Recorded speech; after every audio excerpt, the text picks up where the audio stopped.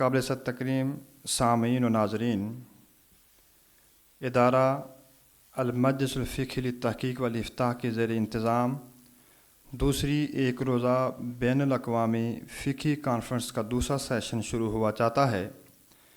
اس سے قبل الجلسۃ الاولیٰ میں ہمارے ہاں ایک سیشن ہو چکا ہے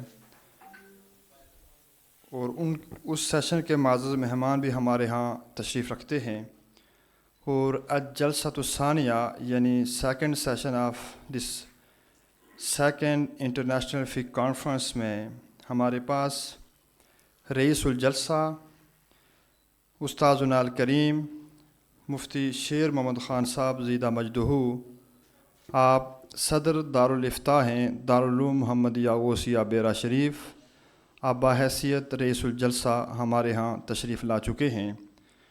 آپ کے ساتھ ہمارے اسی جلسہ میں ضیف الشرف کی حیثیت سے ہمارے ہاں استاذنا الکریم الدکتور ابوالحسن محمد شاہ صاحب زیدہ مجدہ، vice principal Darululoom Muhammadia Ghausia Bhera Sharif, dean faculty of social sciences Alkaram international institute Bhera Sharif, آپ تشریف لا چکے ہیں۔ ہم آپ کو بھی خوش آمدید کہتے ہیں، اور آپ کے ساتھ اسلامی نظریاتی کونسل پاکستان سے ضیف الشرف لہذه الجلسۃ الثانیہ دکتور اشفاق احمد، آپ بھی ہمارے پاس تشریف لائے، ہم آپ کو بھی خوش آمدید کہتے ہیں۔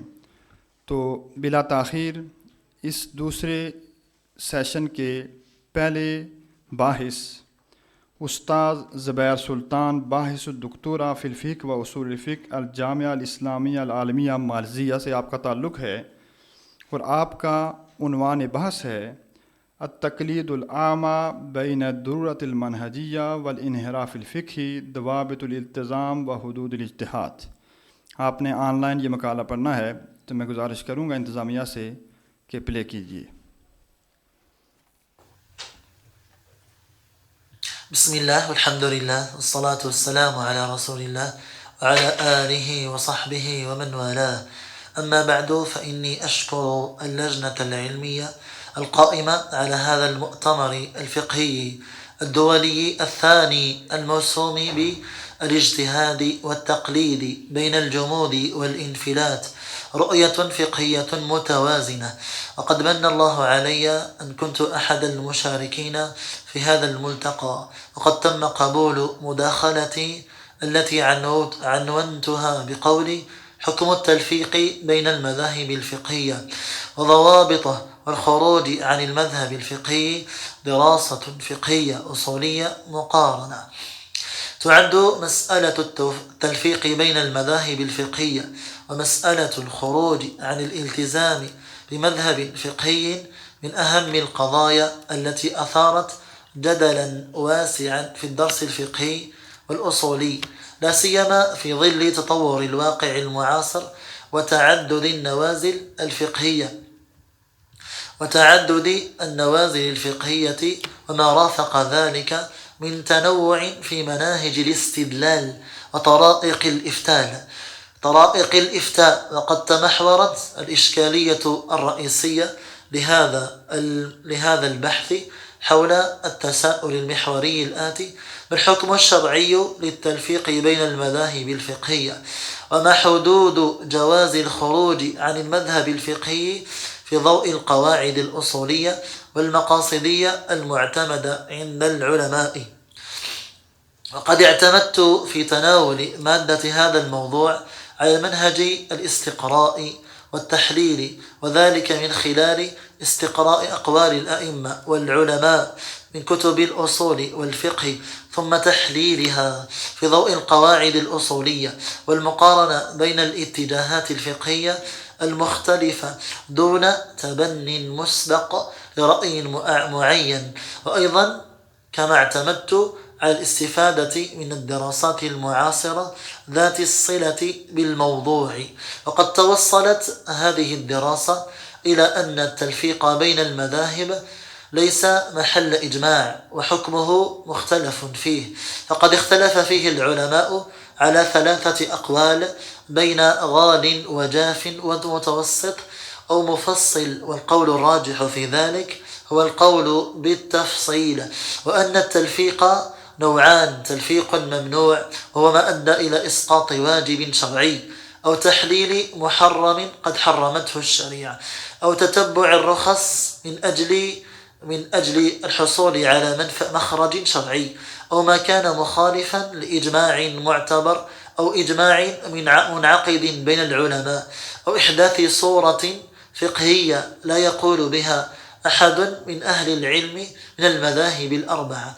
وأن النوع الثاني من التلفيق هو التلفيق الجائز، هو ما كان لحاجة يضطر إليها المفتي، أو ضرورة معتبرة عنده، أو ما كان منضبطا بالضوابط الشرعية خاليا من الهوى وتتبع الرخص والأسهل.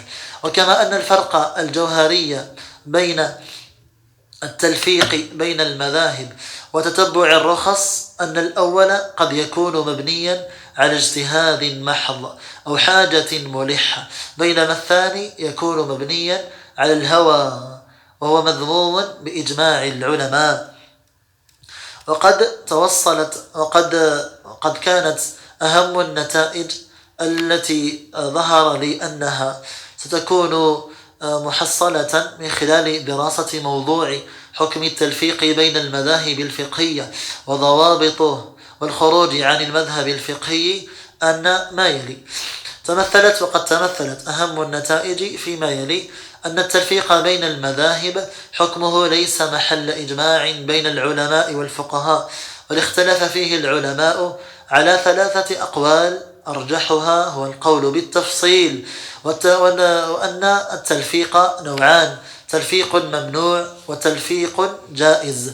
التلفيق الممنوع هو ما أدى إلى إسقاط حكم واجب شرعي أو تحليل حكم محرم أو تتبع الرخص التي هي مخالفة للإجماع أو أحدث صورة فقهية لا يقول بها أحد من الأهل العلم. وأن التلفيق الجائز هو ما كان لحاجة أو ضرورة معتبرة أو منضبطا بالضوابط الشرعية أو خاليا من الهوى وتتبع الأسهل والأرفق. وأن الفرق الجوهري بين التلفيق وتتبع الرخص أن الأول قد يكون مبنيا على اجتهاد محض أو حاجة، بينما الثاني يكون مبنيا على الهوى وهو مذموم بإجماع العلماء. وأن التمذهب الفقهي ليس واجبا شرعيا، وإنما هو وسيلة لضبط العلم والفهم وحفظ المنهج ومنع الاضطراب في الفتوى. وأن طالب العلم يجوز له الخروج عن المذهب إذا ظهر له الدليل أو ترجح عنده قول معتبر بشرط عدم التلاعب بالأحكام. وأن المجتهد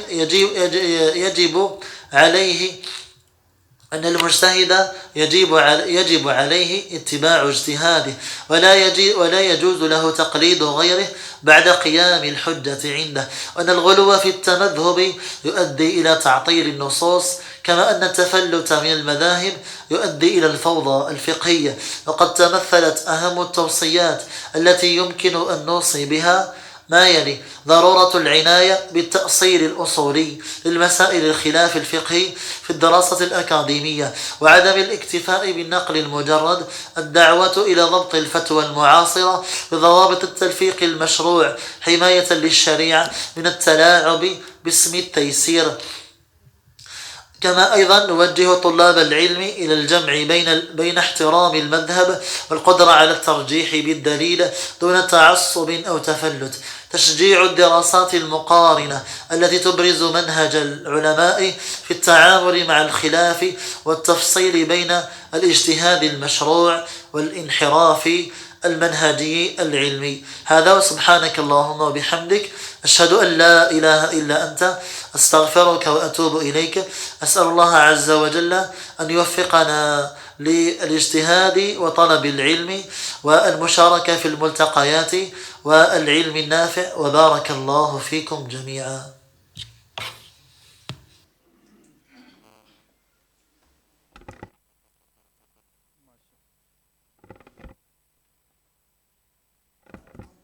ماشاء اللہ استاذ زبیر سلطان صاحب اپنی پریزنٹیشن دے رہے تھے. اس دوران ہمارے پاس ڈاکٹر ضیاء اللہ سیالوی دارالعلوم محمدیہ غوثیہ بیرا شریف کی ذیلی برانچ سہاوا سے تشریف لائے. آپ کے ساتھ دوسرے معزز ڈاکٹر صاحب تشریف لائے. ہم آپ کو خوش آمدید کہتے ہیں. ایسے ہی دارالعلوم محمدیہ غوثیہ بیرا شریف میں ہمارے اساتذہ کے ساتھ نائب مفتی دارالعلوم محمدیہ غوثیہ بیرا شریف استاذنا الکریم مفتی ضیاء المصطفیٰ صاحب تشریف لائے. ہم آپ کو بھی خوش آمدید کہتے ہیں. آپ کے ساتھ ہیں علامہ مولانا عطاء المصطفیٰ صاحب تشریف لائے. ہم آپ کو بھی خوش آمدید کہتے ہیں. رکن شورا دارالفتہ دارالعلوم محمدیہ غوثیہ مفتی شعیب باروی صاحب تشریف لائے. ہم آپ کو بھی خوش آمدید کہتے ہیں.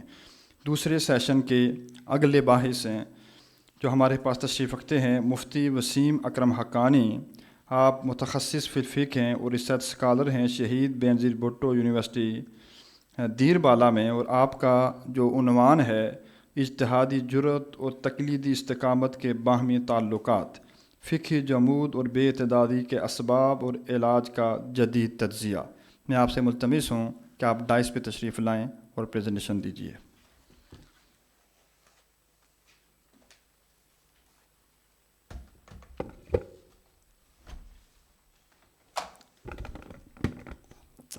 نحمده ونصلي على رسوله الكريم اما بعد فاعوذ بالله من الشيطان الرجيم بسم الله الرحمن الرحيم الف لام میم ذلك الكتاب لا ريب فيه هدى للمتقين صدق اللہ العظیم.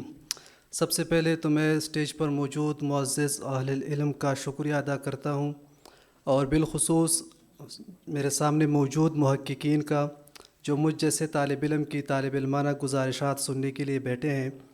میرا موضوع ہے اجتہادی جرأت اور تقلیدی استقامت کے باہمی تعلقات. میں نے کچھ سلائیڈز بنائے ہیں، میں ساتھی سے گزارش کروں گا کہ وہ سلائیڈز چلا دیں یہاں پہ.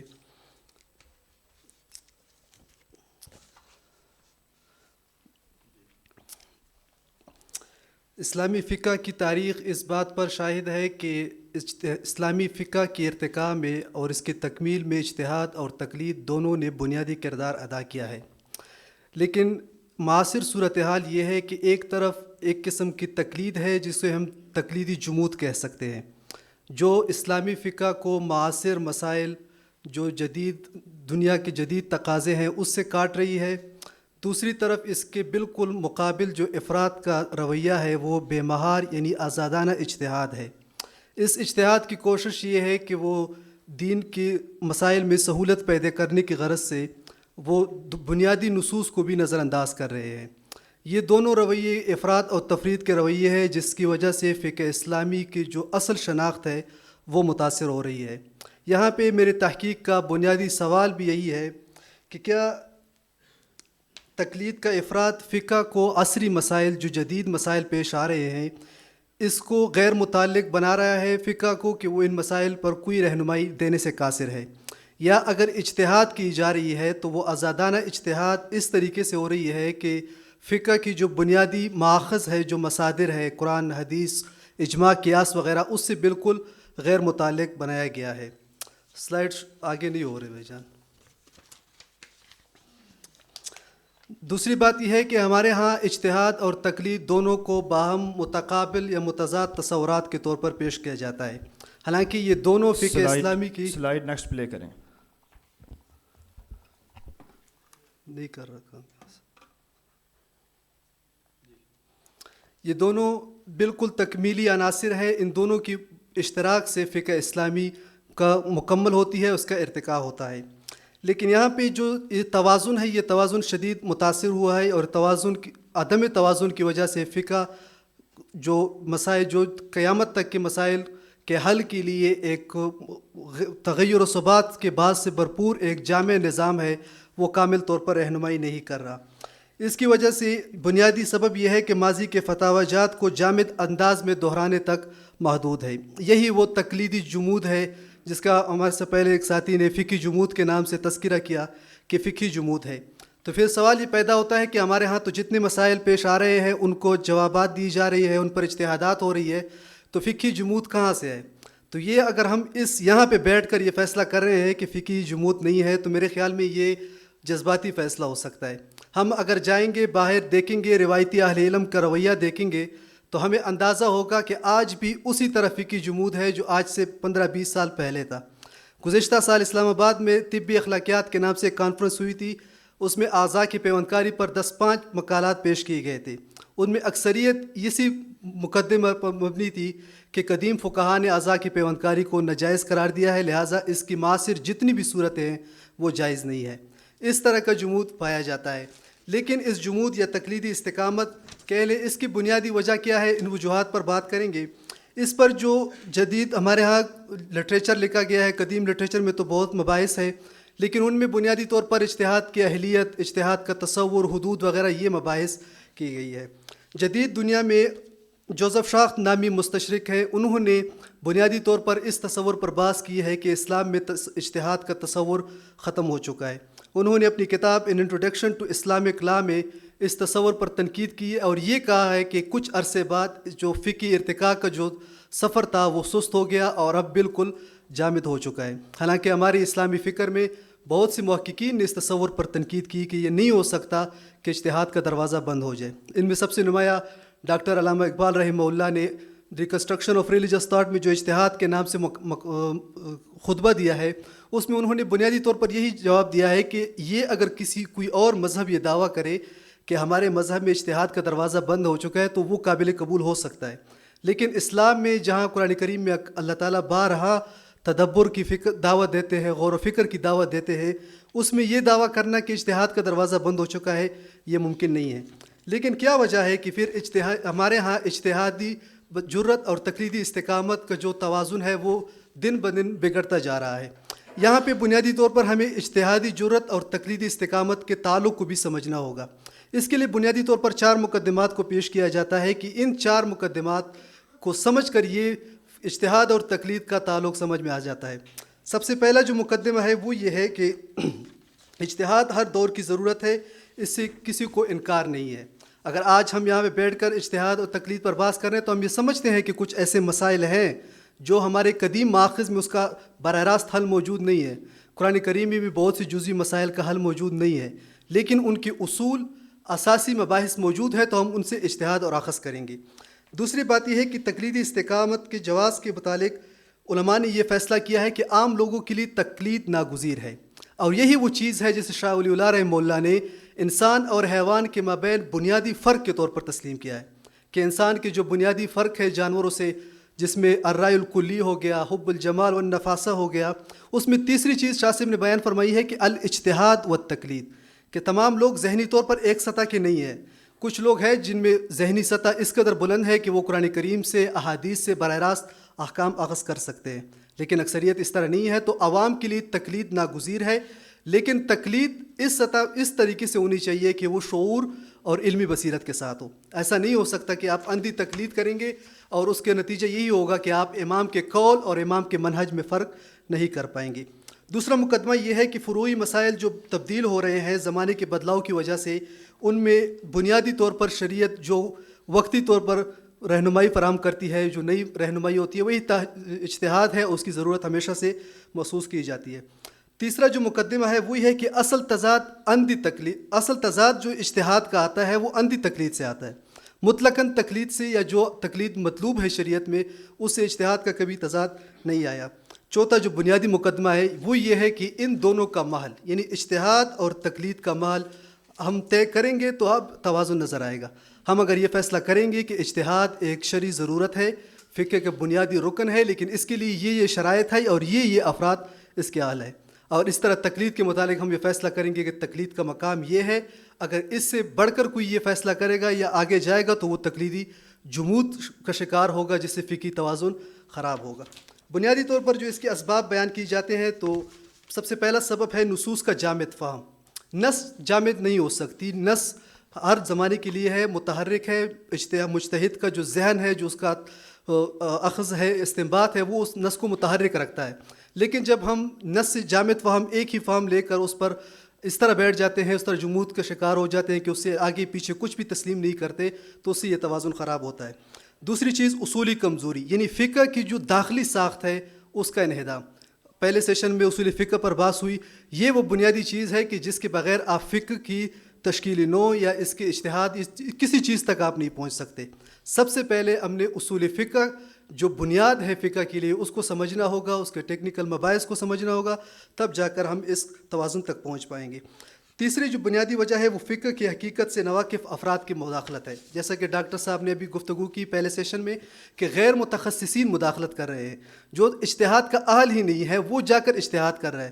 اور میں سمجھتا ہوں کہ یہ جو تقلیدی جمود ہے اس کی وجہ بھی یہی لوگ ہیں جو غیر اہل ہو کر اجتہاد کرتے ہیں، جس کی وجہ سے روایتی اہل علم میں ایک جذباتی رد عمل پیدا ہوتا ہے کہ وہ مطلقاً اجتہاد کا ہی انکار کر بیٹھتے ہیں. اگر انکار نہیں کرتے تو وہ کسی ایسے شخص کے اجتہاد کو تسلیم نہیں کرتے. جو پانچواں سبب ہے وہ تقلید غیر شعوری ہے کہ ہم اکثر تقلید کرتے ہیں اور تقلید بھی شعور سے عاری ہوتا ہے، علمی بصیرت یا کسی ایسی چیز پر نہیں کرتے. ہم تقلید اور عقل فکر کا تعطل، اس کے درمیان جو بنیادی حد فاصل ہے اس کو بھول جاتے ہیں. ہم کہتے ہیں کہ میں تقلید کر رہا ہوں تو مطلب اس کہ میں نے اپنی فکری جو میرے غور و فکر کا جو نظام ہے جو بار بار مجھے تاکید کی گئی، بار بار ترغیب دی گئی ہے، اس کو تعطل کرنا ہے. اس کے خارجی مظاہر بہت صورتوں میں سامنے آتے ہیں. قدیم مسائل پر غیر مشروط اصرار پایا جا رہا ہے، حالانکہ حالات بدل گئے ہیں، تقاضے بدل گئے ہیں، لیکن ہم وہ قدیم جو ہمارے ماخذات ہیں یا جو ہمارے فتاوی ہے ان پر ہم اصرار کیے بیٹھے ہیں. فقہ کے حقیقی مناہج اور اصولوں سے انحراف پایا جا رہا ہے.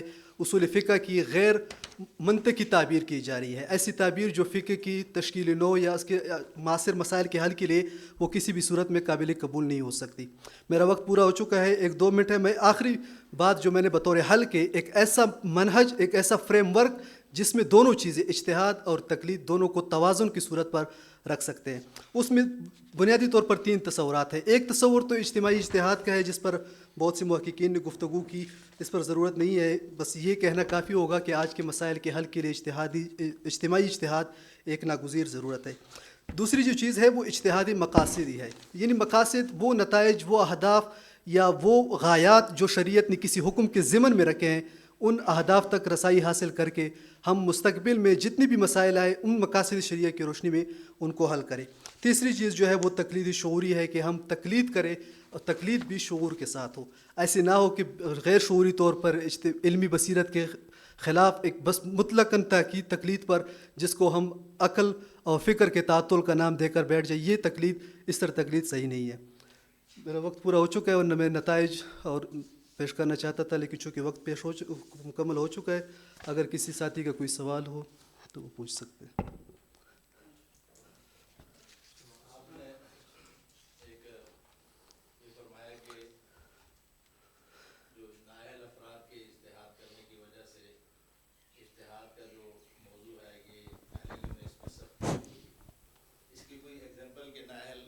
نے اجتہاد کیا؟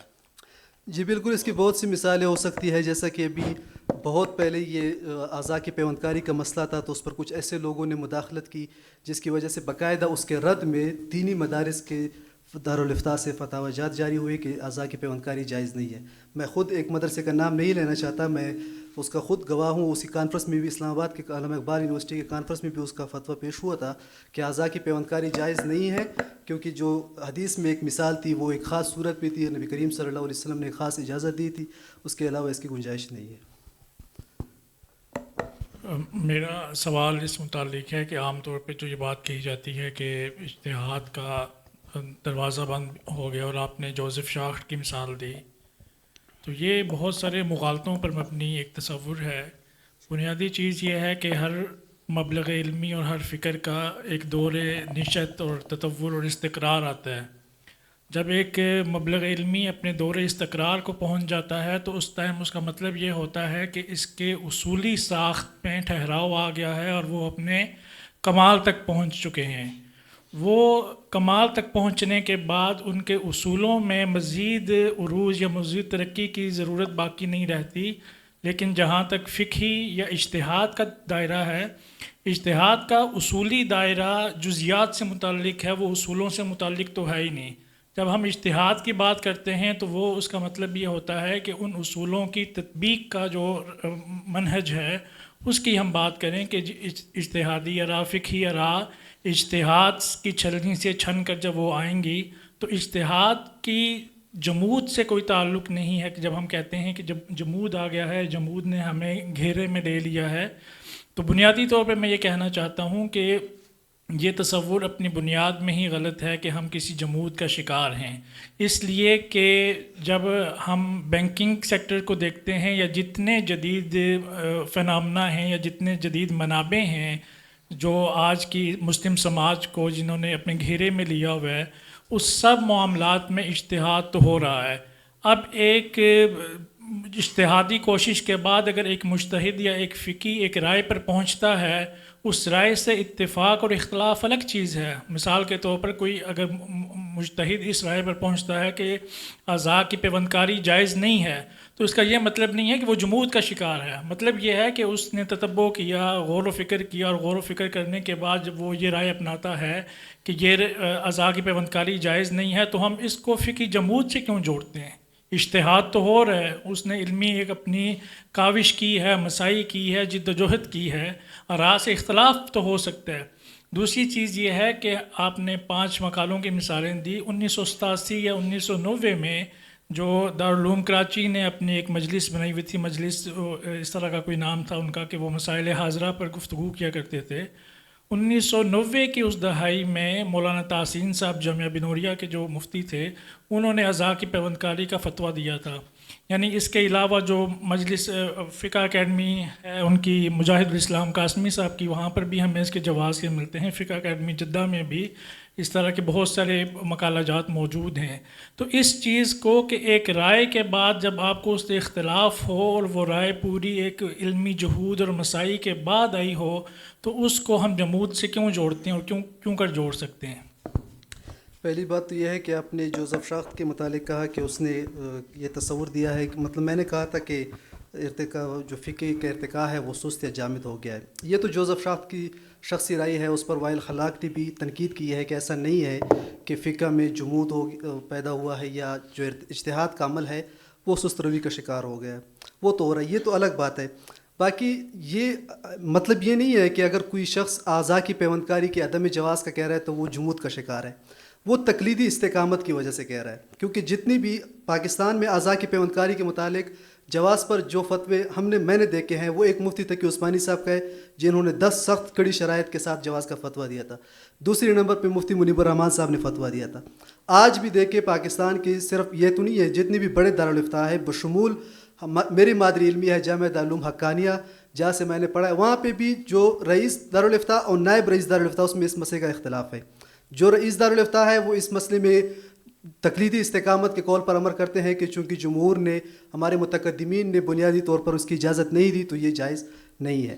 تقلیدی استقامت چونکہ یہی میں کہہ رہا ہوں کہ جو نقل آ رہا ہے اس پر مشروط اصرار کیا جا رہا ہے، بغیر مشروط اصرار کیا جا رہا ہے، اس کے جو موجودہ حالات ہیں یا جو جدید تقاضے ہیں اس پر غور و فکر کے بجائے جو نقل آ رہا ہے اسی کو آگے نقل کرتے آ رہے ہیں۔ یہ تقلیدی استقامت ہے اور اس کو توازن کے ساتھ، اجتہادی بصیرت جرت کے ساتھ رکھنا ہوگا، تب فقہی توازن بہت درست ہو سکتا ہے۔ آخر دعوانا بہت شکریہ مفتی صاحب۔ میں یہاں پہ ایک تعلیق کا اضافہ فرمانا چاہتا ہوں، جس طرح سے نعمان انہوں نے جو چیز کا تذکرہ فرما رہے تھے نا، یہاں پہ ہر چیز میں اجتہاد ہو رہا ہے، یعنی اس کو منع کرنے میں بھی اور اس کا حل تلاش کرنے میں بھی، چاہے ایک پازیٹیو نتیجے میں پہنچے اور دوسرا نیگیٹو نتیجے میں پہنچے۔ یہ اس بات میں نہیں ہے۔ جمود کا جو جہاں تک مجھے، شاید میری ناقص رائے غلط بھی ہو سکتی ہے، لیکن جو مجھے سمجھ آئی ہے وہ یہ ہے کہ پورا معاشرہ متذبذب کا شکار ہے کہ کوئی اجتماعی اس کا حل ہی نہیں ہوتا۔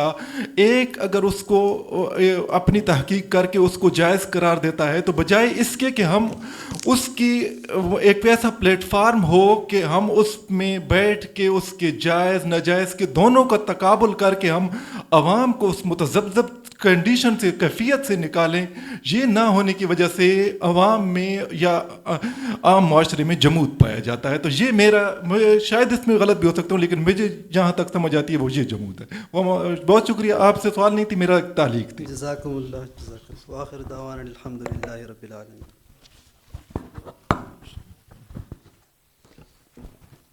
ماشاء اللہ، جزاکم اللہ خیر، احسن الجزا۔ آج کے ہمارے اس ہیں دوسری بین الاقوامی فقہی کانفرنس کے دوسرے سیشن کے اگلے باحث ڈاکٹر عبدالباسط، شعبہ علوم اسلامیہ، virtual university of Pakistan Multan campus, اور آپ کے ساتھ ہیں پرو رائٹر ہیں doctor Mufti Saeed Urrahman, dean faculty of humanities ہیں پنجاب ملتان۔ آپ کا جو عنوان ہے تقلید کی معروضی حیثیتیں، امام شاہ ولی اللہ دہلوی رحمۃ اللہ علیہ کی فکر کا خصوصی مطالعہ۔ تشریف لائیے۔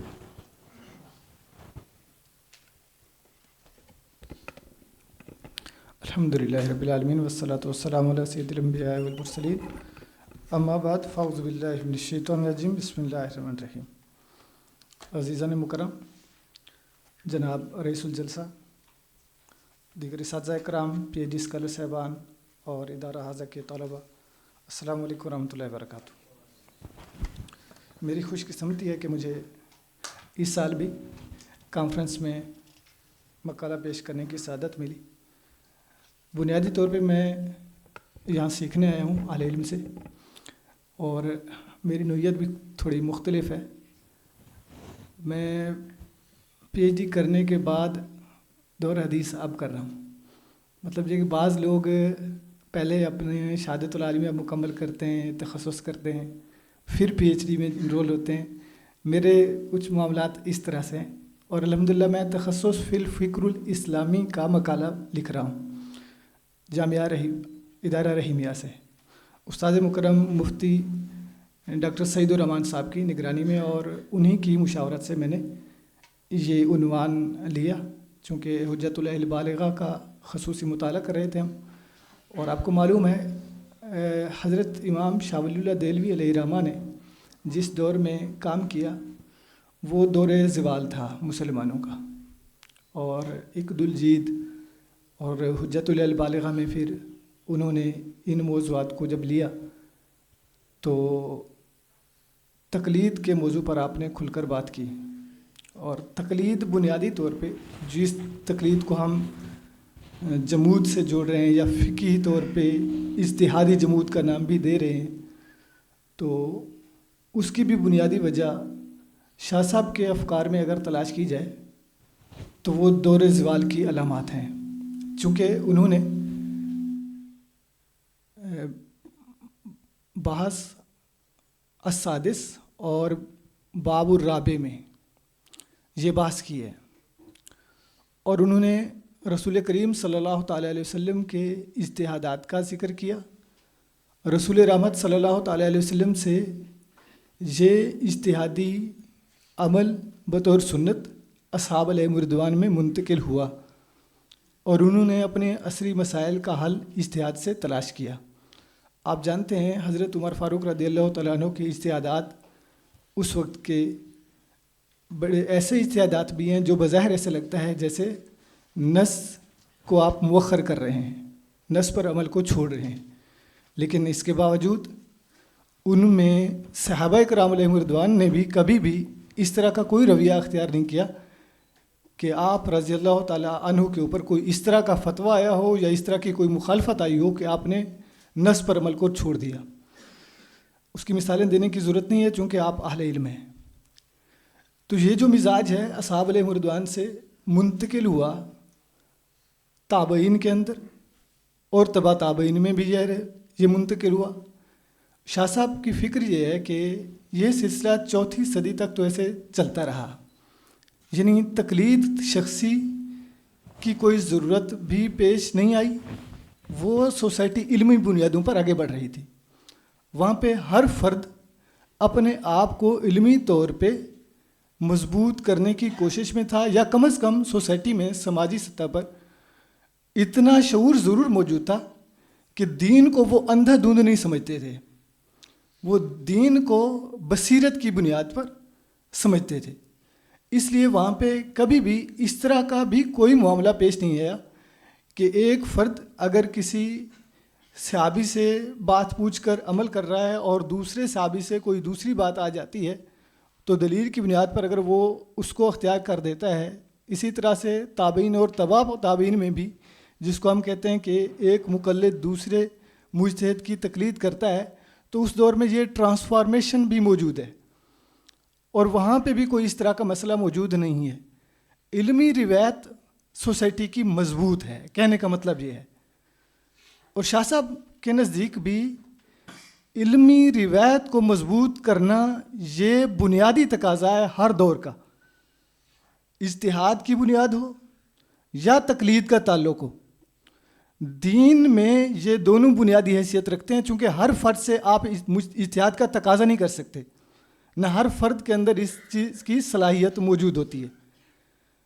البتہ دین اسلام کا تقاضا ہے اہل علم سے، جو تدبر و تفکر کرنے والے لوگ ہیں ان سے یہ بنیادی مطالبہ ہے کہ وہ اپنی صلاحیت کا بھرپور استعمال کریں اور مسائل کا حل تلاش کریں. ان سے تقاضا کیا جاتا ہے، دین ان سے تقاضا کرتا ہے. اس لیے جس چیز کا مطالبہ ہو وہ چیز کبھی بھی جمود کا شکار نہیں ہو سکتی. یہ بحث ہی ہمارے نزدیک نہیں رہنی چاہیے کہ اجتہاد میں کبھی جمود آیا یا جمود آ سکتا ہے یا اجتہاد رک سکتا ہے. یہ علمی روایت ہے جو دور زوال کی پیداوار میں سے ہے کہ اس طرح کے سوالات ہمارے درمیان پیدا کر دیے گئے یا اس طرح کی بحث ہمارے اندر پیدا کی گئی جس کی وجہ سے ہم مختلف رائے ہوئے. تو اجتہاد بھی دین اسلام کا فطری تقاضا ہے اور دین اسلام کی بنیادی روح ہے. اور جب اجتہاد ہوگا تو ظاہر ہے بعض لوگوں کو پھر تقلید بھی کرنی پڑتی ہے، ہر بندہ اس حال نہیں ہوتا کہ وہ اجتہاد کر سکے. تو اس لیے تقلید بھی فَاسْأَلُوا أَهْلَ الذِّكْرِ إِن كُنتُمْ لَا تَعْلَمُونَ اس آیت کے ضمن میں یہ بھی دین اسلام کا بنیادی ایک ضابطہ بن جاتا ہے کہ وہ اس طرح سے شریعت پر عمل کریں. تو یہ دین کے عملی پہلو ہیں، اجتہاد ہو یا تقلید ہو، ان کو نظری بحث سے نکال کر عملی میدان میں بھی لانا چاہیے. ہمیں اپنے سوسائٹی کو یہ شعور دینے کی ضرورت ہے. ہمارے ہاں وہ لوگ جو اہل نہیں ہیں اور اجتہاد کی طرف راغب ہو جاتے ہیں یا عوام میں کچھ کنفیوژنس پیدا ہو جاتی ہیں، تو اس کی بنیادی وجہ بھی یہی ہے کہ وہ ایسے لوگوں سے فتاویٰ مانگتے ہیں یا ایسے لوگوں سے تقاضا کرتے ہیں دینی رہنمائی کا جن کے اندر شعور نہیں ہوتا. تو اس کو ہم علمی روایت سے جوڑیں گے اگر، اور اس کے اسباب ہم اپنی علمی روایت کے ذریعے سے اگر ختم کرنے کی کوشش کریں گے تو یہ اس میں توازن پیدا کیا جا سکتا ہے. جہاں تک ہمارے وسیم صاحب نے اور سید علی معین صاحب نے جو ذکر کیا، چونکہ میرا جو تخصص ہے پی ایچ ڈی میں وہ استشراقی فکر پر ہے اور وہ خاص طور پہ مطالعہ ہے وائل حلاق کا. لاسٹ ٹائم بھی میں یہاں پہ حاضر ہوا تھا تو وائل حلاق کا اور جوزف شاہد کا جو ذکر چل رہا تھا اس میں بھی بنیادی طور پہ یہی ہے کہ وائل حلاق جو تصور دیتا ہے نا، میں وہ یہاں پہ اب کھولنا نہیں چاہتا، نہ اس پر طرف جانا چاہیے. ان کا پی ایچ ڈی کا مقالہ ہے واز دی گیٹ آف اجتہاد کلوزڈ. اس کو ایڈریس کیا ہے وائل حلاق نے، اور ان کا موقف یہ ہے کہ اسلام میں کبھی اجتہاد بند ہی نہیں ہوا. اور وہ بھی اگر میں ان کو کہوں کہ وہ شاہ ولی اللہ علیہ رحمہ والی فکر سے تعلق رکھتے ہوئے یہ کہنا چاہتے ہیں کہ یہ امپیریل انفلوئنس کی وجہ سے فکر مسلمانوں میں انجیکٹ ہوئی ہے کہ ان کو اس طرز پہ سوچنے کی روش برقرار نہیں رہی جس طرز پہ ان کی پریویس سوسائٹی سوچتی تھی. ان کا اپنے دور سے ایک انقطاع پیدا ہوا، علمی روایت ان کی ٹوٹی ہے، اور اس علمی روایت کے ٹوٹنے کی وجہ سے سوسائٹی پر جو اثرات ہوئے ہیں نا، ان اثرات کا نتیجہ ہیں جس کی وجہ سے فکری انتشار امت میں پیدا ہو چکا ہے. بہرحال وہ الگ موضوعات ہیں. میں آپ تمام لوگوں کا مشکور ہوں جنہوں نے مجھے سنا. میں زمانہ طالب علمی میں ہوں، الحمدللہ میں سیکھ رہا ہوں، اور بالخصوص ان اساتذہ کرام کا میں مشکور ہوں جنہوں نے مجھے یہاں آنے کا موقع دیا، دعوت دی. اور میں یہ محسوس کرتا ہوں ان مجالس کو، خاص طور پہ یہاں فقہی مجلس میں حاضری کو اپنے لیے شرف سمجھتا ہوں. مجھے قرون اولیٰ کے جو کتابوں میں ہم پڑھتے ہیں ان مجالس کی یاد آ جاتی ہے جب ہمارے اہل علم بیٹھ کر طلباء کو یا اہل علم کو مختلف موضوعات پر بات کرنے کا موقع دیتے تھے اور پھر کسی نتیجے پر پہنچا جاتا تھا. اس لیے میں بالخصوص ہم اپنے اس قرون اولیٰ کے دور کے طرف اگر ہم بڑھ سکتے ہیں، علمی روایت ہماری اس سے مضبوط ہو سکتی ہے اس طرح کی کانفرنسز، سیمینارز اور فقہی مجالس سے، تو یہ ہماری خوش نصیبی ہوگی. بہت شکریہ. والسلام ورحمۃ اللہ وبرکاتہ.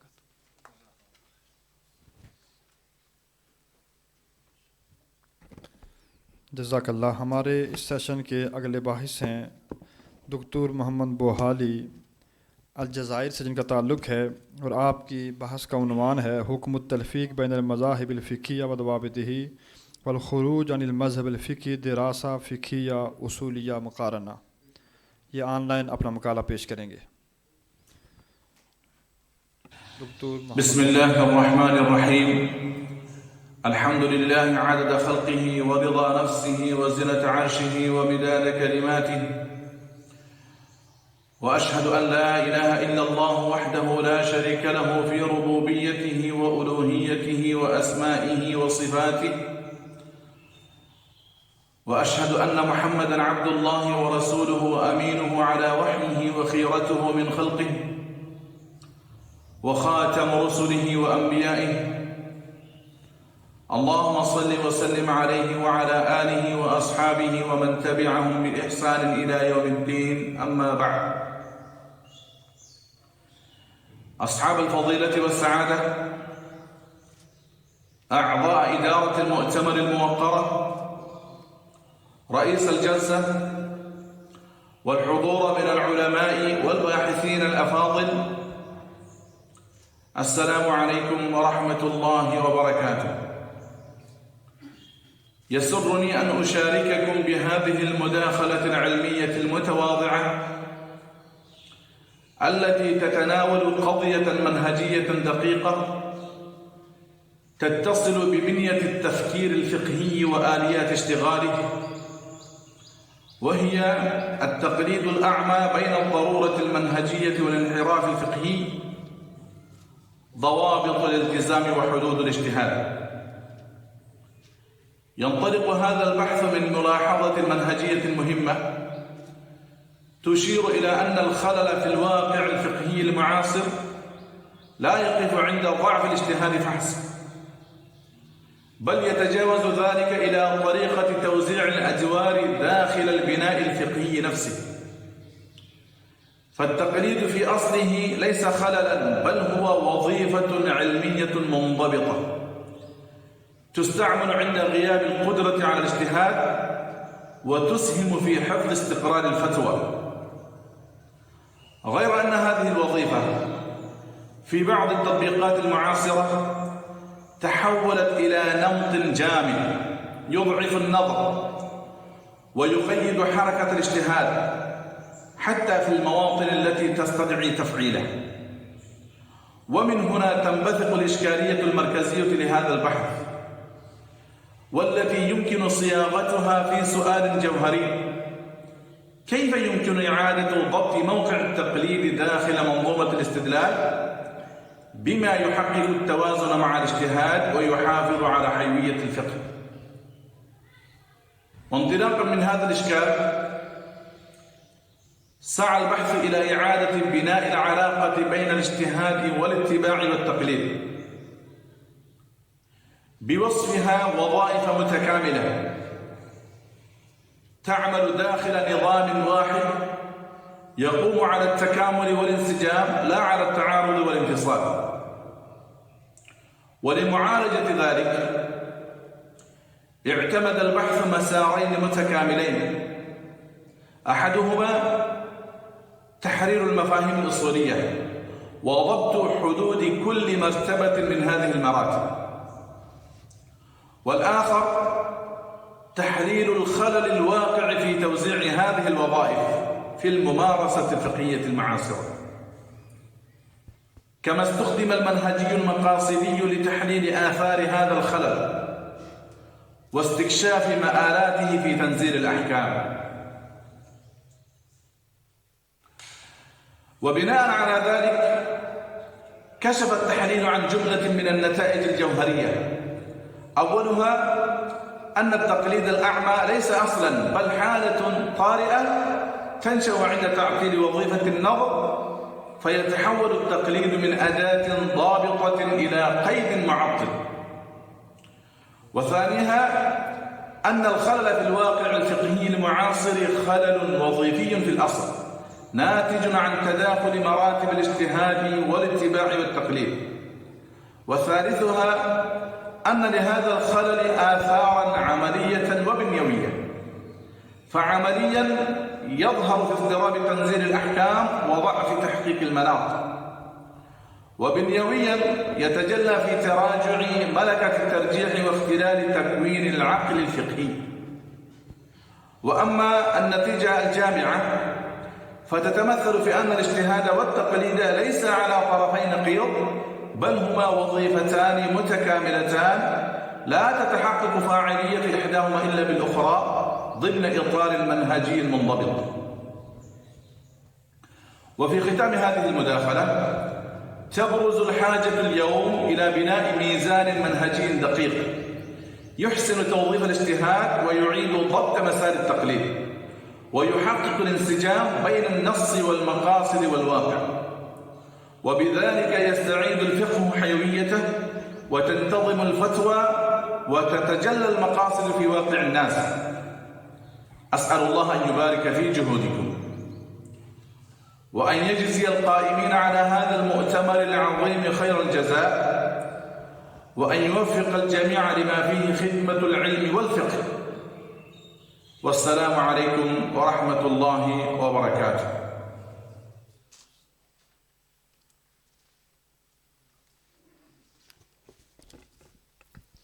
ماشاءاللہ.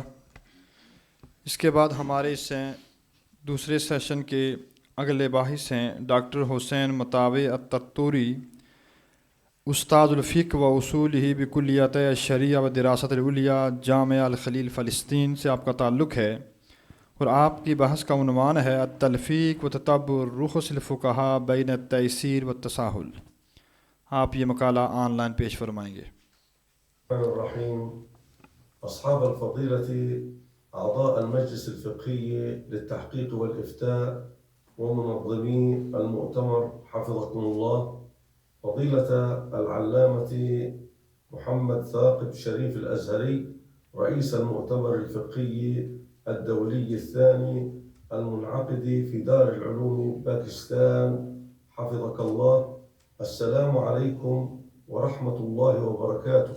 فيسرني أن أتقدم إليكم بخالص الشكر على ما بذلتموه من جهود مباركة في الإعداد لهذا المؤتمر العلمي المتميز وتنظيمه، والذي عالج قضايا مهمة تتعلق بالاجتهاد والتقليد، وأسهم في إثراء البحث العلمي وخدمة الشريعة الإسلامية. وأسأل الله تعالى أن يجعل ذلك في موازين حسناتكم، وأن يبارك في أعمالكم، وأن يوفقكم لمزيد من العطاء والتميز في خدمة العلم وأهله. يسعدني أن أعرض لكم وللمشاركين في هذا المؤتمر المبارك ملخصا لبحث وبيان نتائجه، وعنوانه التلفيق وتتبع رخص الفقهاء بين التيسير والتساهل.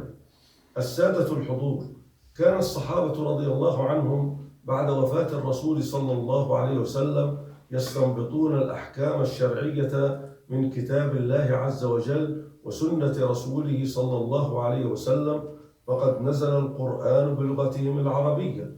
قال الله عز وجل: إنا جعلناه قرآنا عربيا لعلكم تعقلون.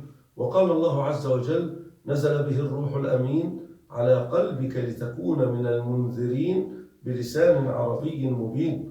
وخاطبهم الرسول صلى الله عليه وسلم بلغتهم اللغة العربية. قال الله عز وجل: وما أرسلنا من رسول إلا بلسان قومه ليبين لهم فيضل الله من يشاء ويهدي من يشاء وهو العزيز الحكيم. ولما اتسعت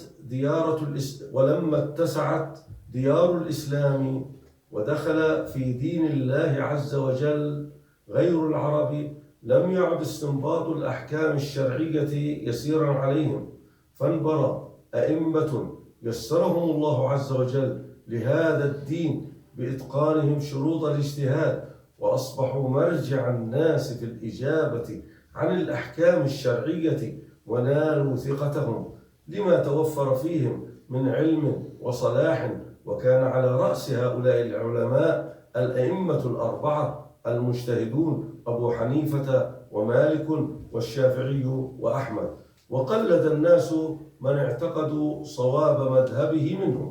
وتظهر مشكلة البحث في أن بعض العوام تساهلوا في التقليد فاتبعوا رخص الفقهاء وإن ضعف دليلهم، حتى وصل الأمر عند بعضهم إلى التلفيق بين مذاهب الأئمة، فأخذوا بالأيسر في المسألة الواحدة ذات الفرعين المترابطين فأكثر، بحيث لا يقول أي مجتهد ممن قلدوهم بالكيفية التي أخذوا بها في تلك المسألة. ولبيان حكم ذلك جاء هذا البحث، وعنوانه التلفيق وتتبع رخص الفقهاء بين التيسير والتساهل. بينت فيه معنى التقليد والفرق بين التقليد وبين الاتباع، وحكم تقليد العامي عالما غير معين، وحكم تقليد العامي عالما بعينه، ذلك أن التلفيق وتتبع رخص الفقهاء فرع من فروع التقليد. وبينت حكم التلفيق وتتبع رخص الفقهاء. اتبعت في بحثي هذا المنهج الوصفي مستفيدا من منهجي البحث العلمي الاستقرائي والاستنباطي. خلص البحث إلى النتائج التالية: أولا، التقليد أخذ مذهب غيرك من غير حجة. ثانيا، يجب على العامي سؤال أهل العلم لقول الله عز وجل: فاسألوا أهل الذكر إن كنتم لا تعلمون. ثالثا، التلفيق أن يأتي المقلد في مسألة واحدة ذات فرعين مترابطين فأكثر بكيفية لا يقول بها مجتهد ممن قلدهم في تلك المسألة. رابعا، الرخصة الشرعية ما استبيح للعذر مع بقاء الدليل المحرم وهي مشروعة. خامسا، تتبع رخص الفقهاء أن يختار الإنسان في المسائل المختلف فيها المذهب الأيسر عليه لا لقوة دليله بل ليسره. سادسا، يلتقي التلفيق وتتبع الرخص في أن غرض المقلد في كل منهما الأخذ بالأيسر من أقوال الفقهاء لا لقوة الدليل بل لمجرد اليسر. سابعا، تتبع الرخص أعم من التلفيق، ذلك أن تتبع الرخص يكون في أخذ المقلد بالأيسر من أقوال العلماء، سواء كان في مسألة ذات فرعين مترابطين فأكثر أو في مسائل في أبواب فقهية مختلفة.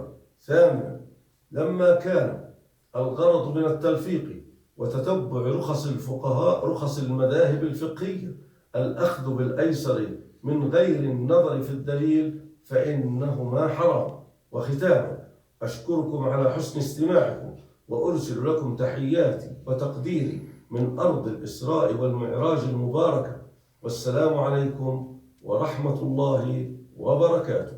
محدثكم الأستاذ الدكتور حسين مطاوع الترتوري، أستاذ الفقه وأصوله في كليتي الشريعة والدراسات العليا بجامعة الخليل.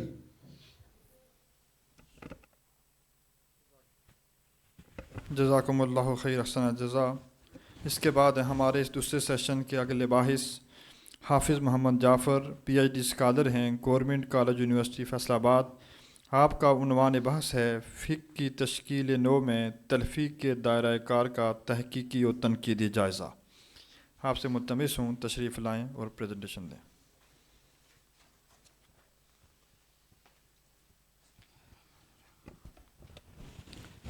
الحمد للہ رب العالمین والصلاة والسلام علی سید الانبیاء والمرسلین وعلی آلہ واصحابہ اجمعین ومن تبعہم بإحسان الی یوم الدین۔ اما بعد، سب سے پہلے تو انتظامیہ کا شکریہ کہ انہوں نے مجھے جہاں بلایا اور مقالہ پیش کرنے کا موقع دیا، اور اس کے بعد قبلہ مفتی صاحب اور تمام مہمانان گرامی اور تمام محققین کو السلام علیکم۔ میرا جو مقالے کا عنوان ہے فقہ کی تشکیل نو میں تلفیق کے دائرہ کار کا تحقیقی و تنقیدی جائزہ۔ جو اسلامی فقہ ہے وہ قرآن و سنت، اجماع، قیاس اور اجتہاد کی بنیاد پر یہ تشکیل ہوئی، اور اس میں جامع قانونی اخلاقی تمام نظام موجود ہیں جو انسانی زندگی کے مختلف پہلوؤں کی رہنمائی کرتے ہیں۔ ابتدائی صدیوں میں مسلمانوں کے جلیل القدر فقہا اور مجتہدین نے شرعی نصوص کی فہم اور استنباط کے لیے مختلف اصول و مناہج مرتب کیے، جن کے نتیجے میں فقہی مذاہب کی صورت میں ایک منظم علمی روایت وجود میں آئی۔ ان مذاہب میں عبادات، معاملات، معاشرتی تعلقات اور اجتماعی نظم سے متعلق بے شمار مسائل کے حل فراہم کیے گئے، اور یوں اسلامی فقہ ایک وسیع اور مضبوط علمی ذخیرے کی شکل اختیار کر گئے۔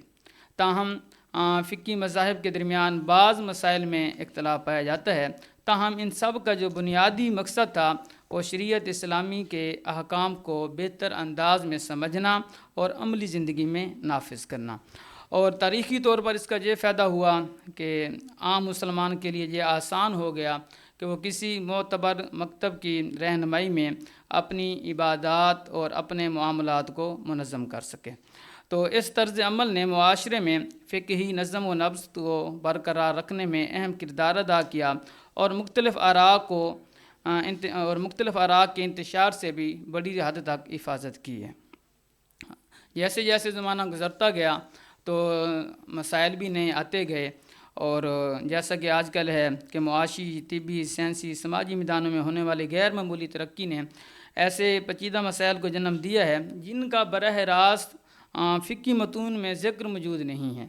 تو جیسا کہ جدید بینکاری کے نظام ہیں، طبی ٹیکنالوجی ہے اور عالمی تجارت وغیرہ ہے، تو تلفیق ہے جو اس سے مراد مختلف مذاہب کی آراء سے استفادہ کرتے ہوئے کسی مسئلہ کے لیے ایک عملی صورت اختیار کرنا ہے۔ یعنی اگر کوئی مسئلہ پیش آیا ہے وہ ایک مذہب میں موجود نہیں ہے، تو جو تمام مذاہب ہیں ان میں سے ایک ایک آراء کو لے کر، ایک ایک مسئلہ کو لے کر ایک ایسا مسئلہ بیان کرنا جو پہلے موجود نہیں تھا، لیکن یہ مسئلہ جو بیان کیا جائے وہ باطل نہ ہو۔ تمام مذاہب اس مسئلے کو مانتے ہوں۔ یہ نہیں ہے کہ اگر ہم نے کسی ایک مذہب سے ایک رائے لی ہے، دوسرے مذہب سے دوسری رائے لی ہے، جو پہلے مذہب سے رائے لی ہے وہ دوسرے مذہب کے مطابق کیا ہے جی باطل ہو، ایسا نہ ہو۔ تو تلفیق کا یہ معنی ہو گیا، اور یہ تمام مذاہب میں تقریباً تمام مذاہب نے کسی نہ کسی امام نے اس کو جائز قرار دیا ہے، لیکن اس کے لیے انہوں نے اس کی شرائط بھی رکھی ہیں۔ اور شرائط سے پہلے میں تلفیق کی اقسام پر بات کرنا چاہوں گا۔ تلفیق کی دو اقسام ہیں، تلفیق حقیقی اور تلفیق مجازی۔ تلفیق حقیقی اس صورت کو کہا جاتا ہے کہ جس میں مختلف مذاہب کے اقوال کو اس طرح جمع کر لیا جائے کہ نتیجاً ایسا قول وجود میں آئے جس کا قائل کسی بھی مجتہد یا فقہی مذہب میں موجود نہ ہو۔ تو یہ جو تلفیق حقیقی ہے، جب یہ کسی بھی مذہب کے مطابق درست نہیں ہوگی تو یہ باطل ہے، یہ مردود ہے۔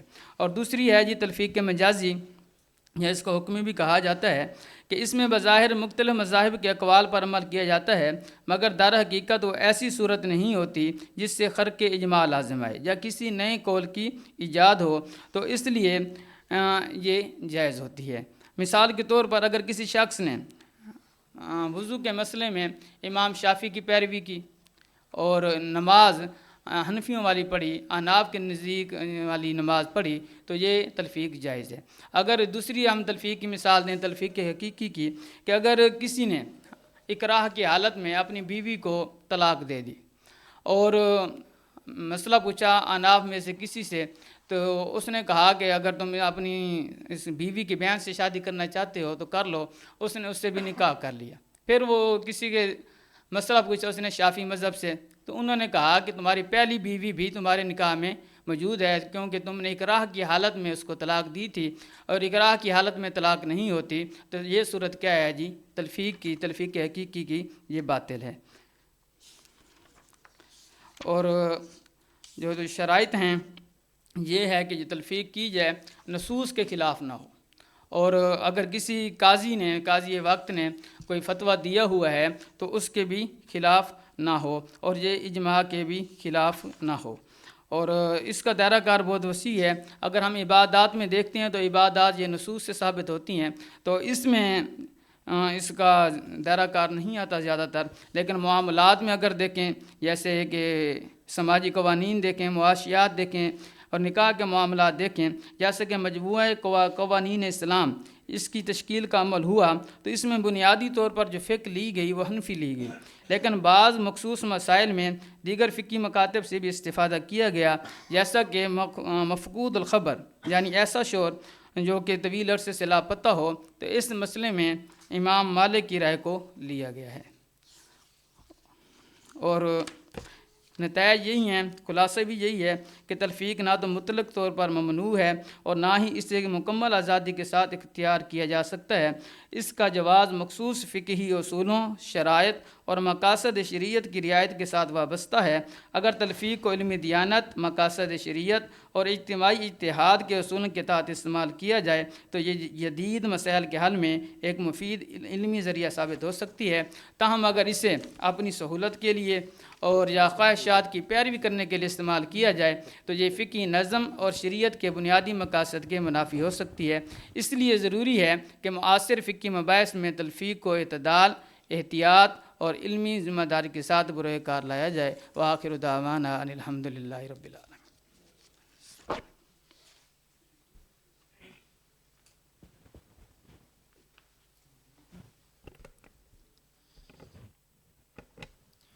تلفیق کے عنوان پر گفتگو کرنے کے دوران عدول عن المذہب اور تلفیق میں بنیادی فرق ہمارے پیش نظر رہنا چاہیے۔ تو ہمارے باحثین اس سیشن کے مکمل ہو چکے ہیں۔ ابھی میں درخواست کروں گا ضیف الشرف لحاظ جلسہ ثانیہ ڈاکٹر اشفاق احمد، آپ اسلامی نظریاتی کونسل پاکستان سے ہمارے پاس تشریف لائے۔ میں آپ سے ریکویسٹ کروں گا کہ آپ تشریف لائیں اور اس جلسے کے حوالے سے بھی اور اس عنوان کے حوالے سے بھی اپنے تاثرات کا اظہار فرمائیں۔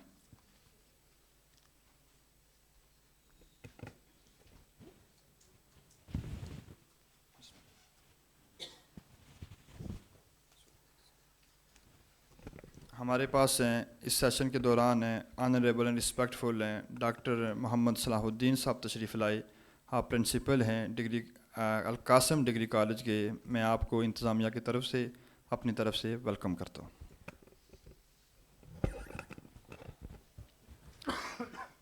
الحمد للہ وکفا والصلاة والسلام علی سید الرسل وخاتم الانبیاء وعلی آلہ وصحبہ ومن والا، اما بعد، بسم اللہ الرحمن الرحیم۔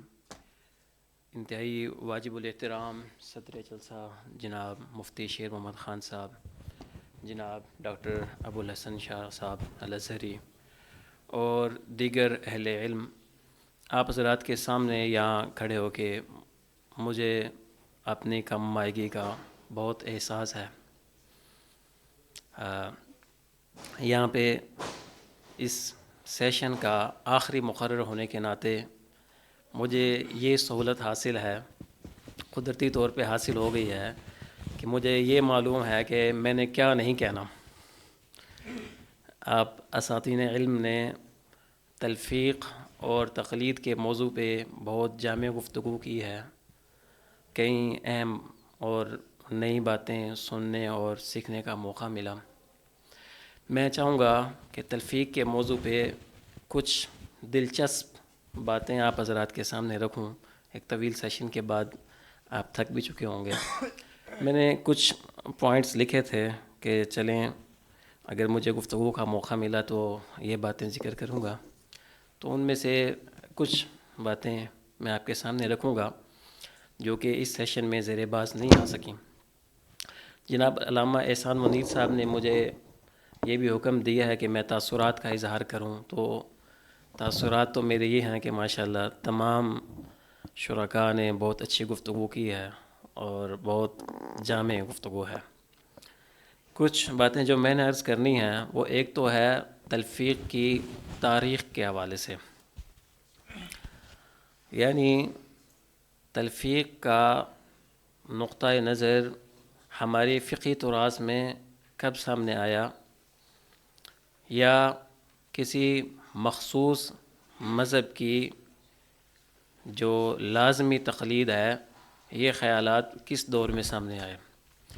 اگر ہم فقہی تراث کو دیکھیں تو ہمیں معلوم ہوگا کہ دوسری صدی میں جب بنو عباس حکومت میں آئے تو انہیں اس بات کا شدت سے احساس ہوا کہ فقہی آراء بہت زیادہ ہو گئی ہیں اور لوگ جو ہے وہ کسی متعین مذہب کی پیروی نہیں کرتے، بالخصوص قاضی اور مفتی حضرات. ضروری ہے کہ کسی ایک مذہب کو معین کیا جائے، سب لوگ اسی کی پیروی کریں. یہ خیال سب سے پہلے ابو جعفر المنصور کو آیا. انہوں نے امام مالک کے سامنے رکھا تو امام مالک نے اس کی سخت مخالفت کی. ابو جعفر کا خیال تھا کہ امام مالک کو ایک ایسی کتاب مدون کر دیں جس میں سارے مسائل مذکور ہوں اور اس کو ہم لازم کر دیں. تو امام مالک نے یہ کہا کہ رسول اللہ صلی اللہ علیہ وسلم کے صحابہ دنیا کے مختلف خطوں میں تشریف لے گئے، ان کے اقوال، ان کے مذاہب لوگوں میں نقل ہوئے، لوگ اس پہ عمل کر رہے ہیں، تو آپ یہ پابندی لازمی نہ کریں، لوگوں پہ نہ لگائیں. پھر بعد میں کچھ عرصے بعد ابو جعفر کی یہ رائے ہوئی کہ چلیں کوئی کتاب نہیں لکھتے تو موطا کو ہی ہم لازم کر دیتے ہیں، لیکن امام مالک اس سے بھی متفق نہیں ہوئے. بعد میں ہارون الرشید کا بھی یہ خیال تھا لیکن ایسا نہ ہو سکا. تو شروع کی صدیوں میں تو حکومتی طور پہ ایسا کوئی بندوبست نہیں تھا سوائے اندلس کے. اندلس میں چوتھی صدی میں حکم المستنصر باللہ جو اموی خلیفہ تھے، اور یہ ایسے اموی خلیفہ تھے شاہ صاحب جو اہل بیت سے بہت محبت رکھتے تھے، اور انہوں نے فضائل اہل بیت پہ ایک کتابچہ بھی لکھا ہوا ہے. انہوں نے اندلس میں مالکی مذہب کی پابندی لازمی کی تھی اور قاضیوں کو یہ حکم دیا تھا کہ مالکی مذہب کے خلاف کوئی فیصلہ نہیں کرنا، اگر کوئی قاضی اس کی مخالفت کرتا ہے تو اس کو سخت سزا دی جائے گی. تو اندلس کی حد تک چوتھی صدی میں، اس سے پہلے شاید ان کے آباء و اجداد کا بھی یہ نقطہ نظر ہو کہ مالکی مذہب کی خلاف ورزی جائز نہیں ہے. بعد میں جب عثمانی سلاطین نے خلافت کا نظام سنبھالا تو سلطان سلیم الاول نے ایک فرمان جاری کیا اور اس نے یہ کہا کہ ہماری سلطنت عثمانیہ میں حنفی مذہب ریاستی مذہب ہوگا اور اس کے خلاف ورزی جائز نہیں ہوگی. تو بعد کے جو 500-550 سال ہیں اس میں سلطنت عثمانیہ میں حنفی مذہب کو ریاستی طور پہ آپ سمجھیں کہ لازم کر دیا گیا. لوگوں کو فتویٰ دینے سے تو منع نہیں کیا گیا، البتہ قاضیوں کے لیے یہ پابندی تھی. اس میں ظاہر مشکلات بھی آئیں اور اس مشکلات کے مختلف حل بھی نکالے گئے. مثلا ہم سب جانتے ہیں کہ خلافت عثمانیہ میں حرم مکی میں 4 مصلی ہوتے تھے. چاروں فقہا کے ائمہ جو ہیں وہ الگ الگ نمازیں پڑھاتے تھے، یعنی لوگ نماز بھی اس زمانے میں بھی پڑھنا پسند نہیں کرتے ہوتے تھے، یا بہرحال 4 مصلی موجود تھے. اچھا، یہ سلسلہ جو حکومتوں کی سرپرستی کی وجہ سے ایک مذہب کی تقلید کو لازم کیا گیا، اس کی کچھ علمی وجوہات بھی تھیں. ایک وجہ تو یہ تھی کہ دوسرے مذہب کے دلائل کا اور اقوال کا تفصیلی علم نہیں ہوتا تھا. ظاہر ہے اتنے ذرائع نہیں تھے، وسائل نہیں تھے. اس وجہ سے اگر کوئی قاضی یا مفتی دوسرے مذہب پہ رائے دیتا ہے تو اس بات کا بہت احتمال تھا کہ تمام دلائل سامنے نہ ہونے کی وجہ سے وہ غلطی کرے گا.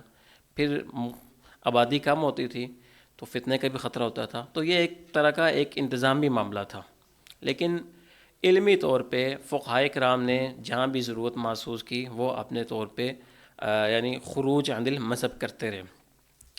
اچھا، اس تاریخی تناظر میں حکومتی بندوبست میں سلطنت عثمانیہ کے آخری صدی میں جو ان کا زوال کا زمانہ تھا، انہیں ضرورت محسوس ہوئی کہ ایک مدون قانون جب بنائیں تو فقہ حنفی کو کچھ تھوڑا سا آپ چھوڑیں.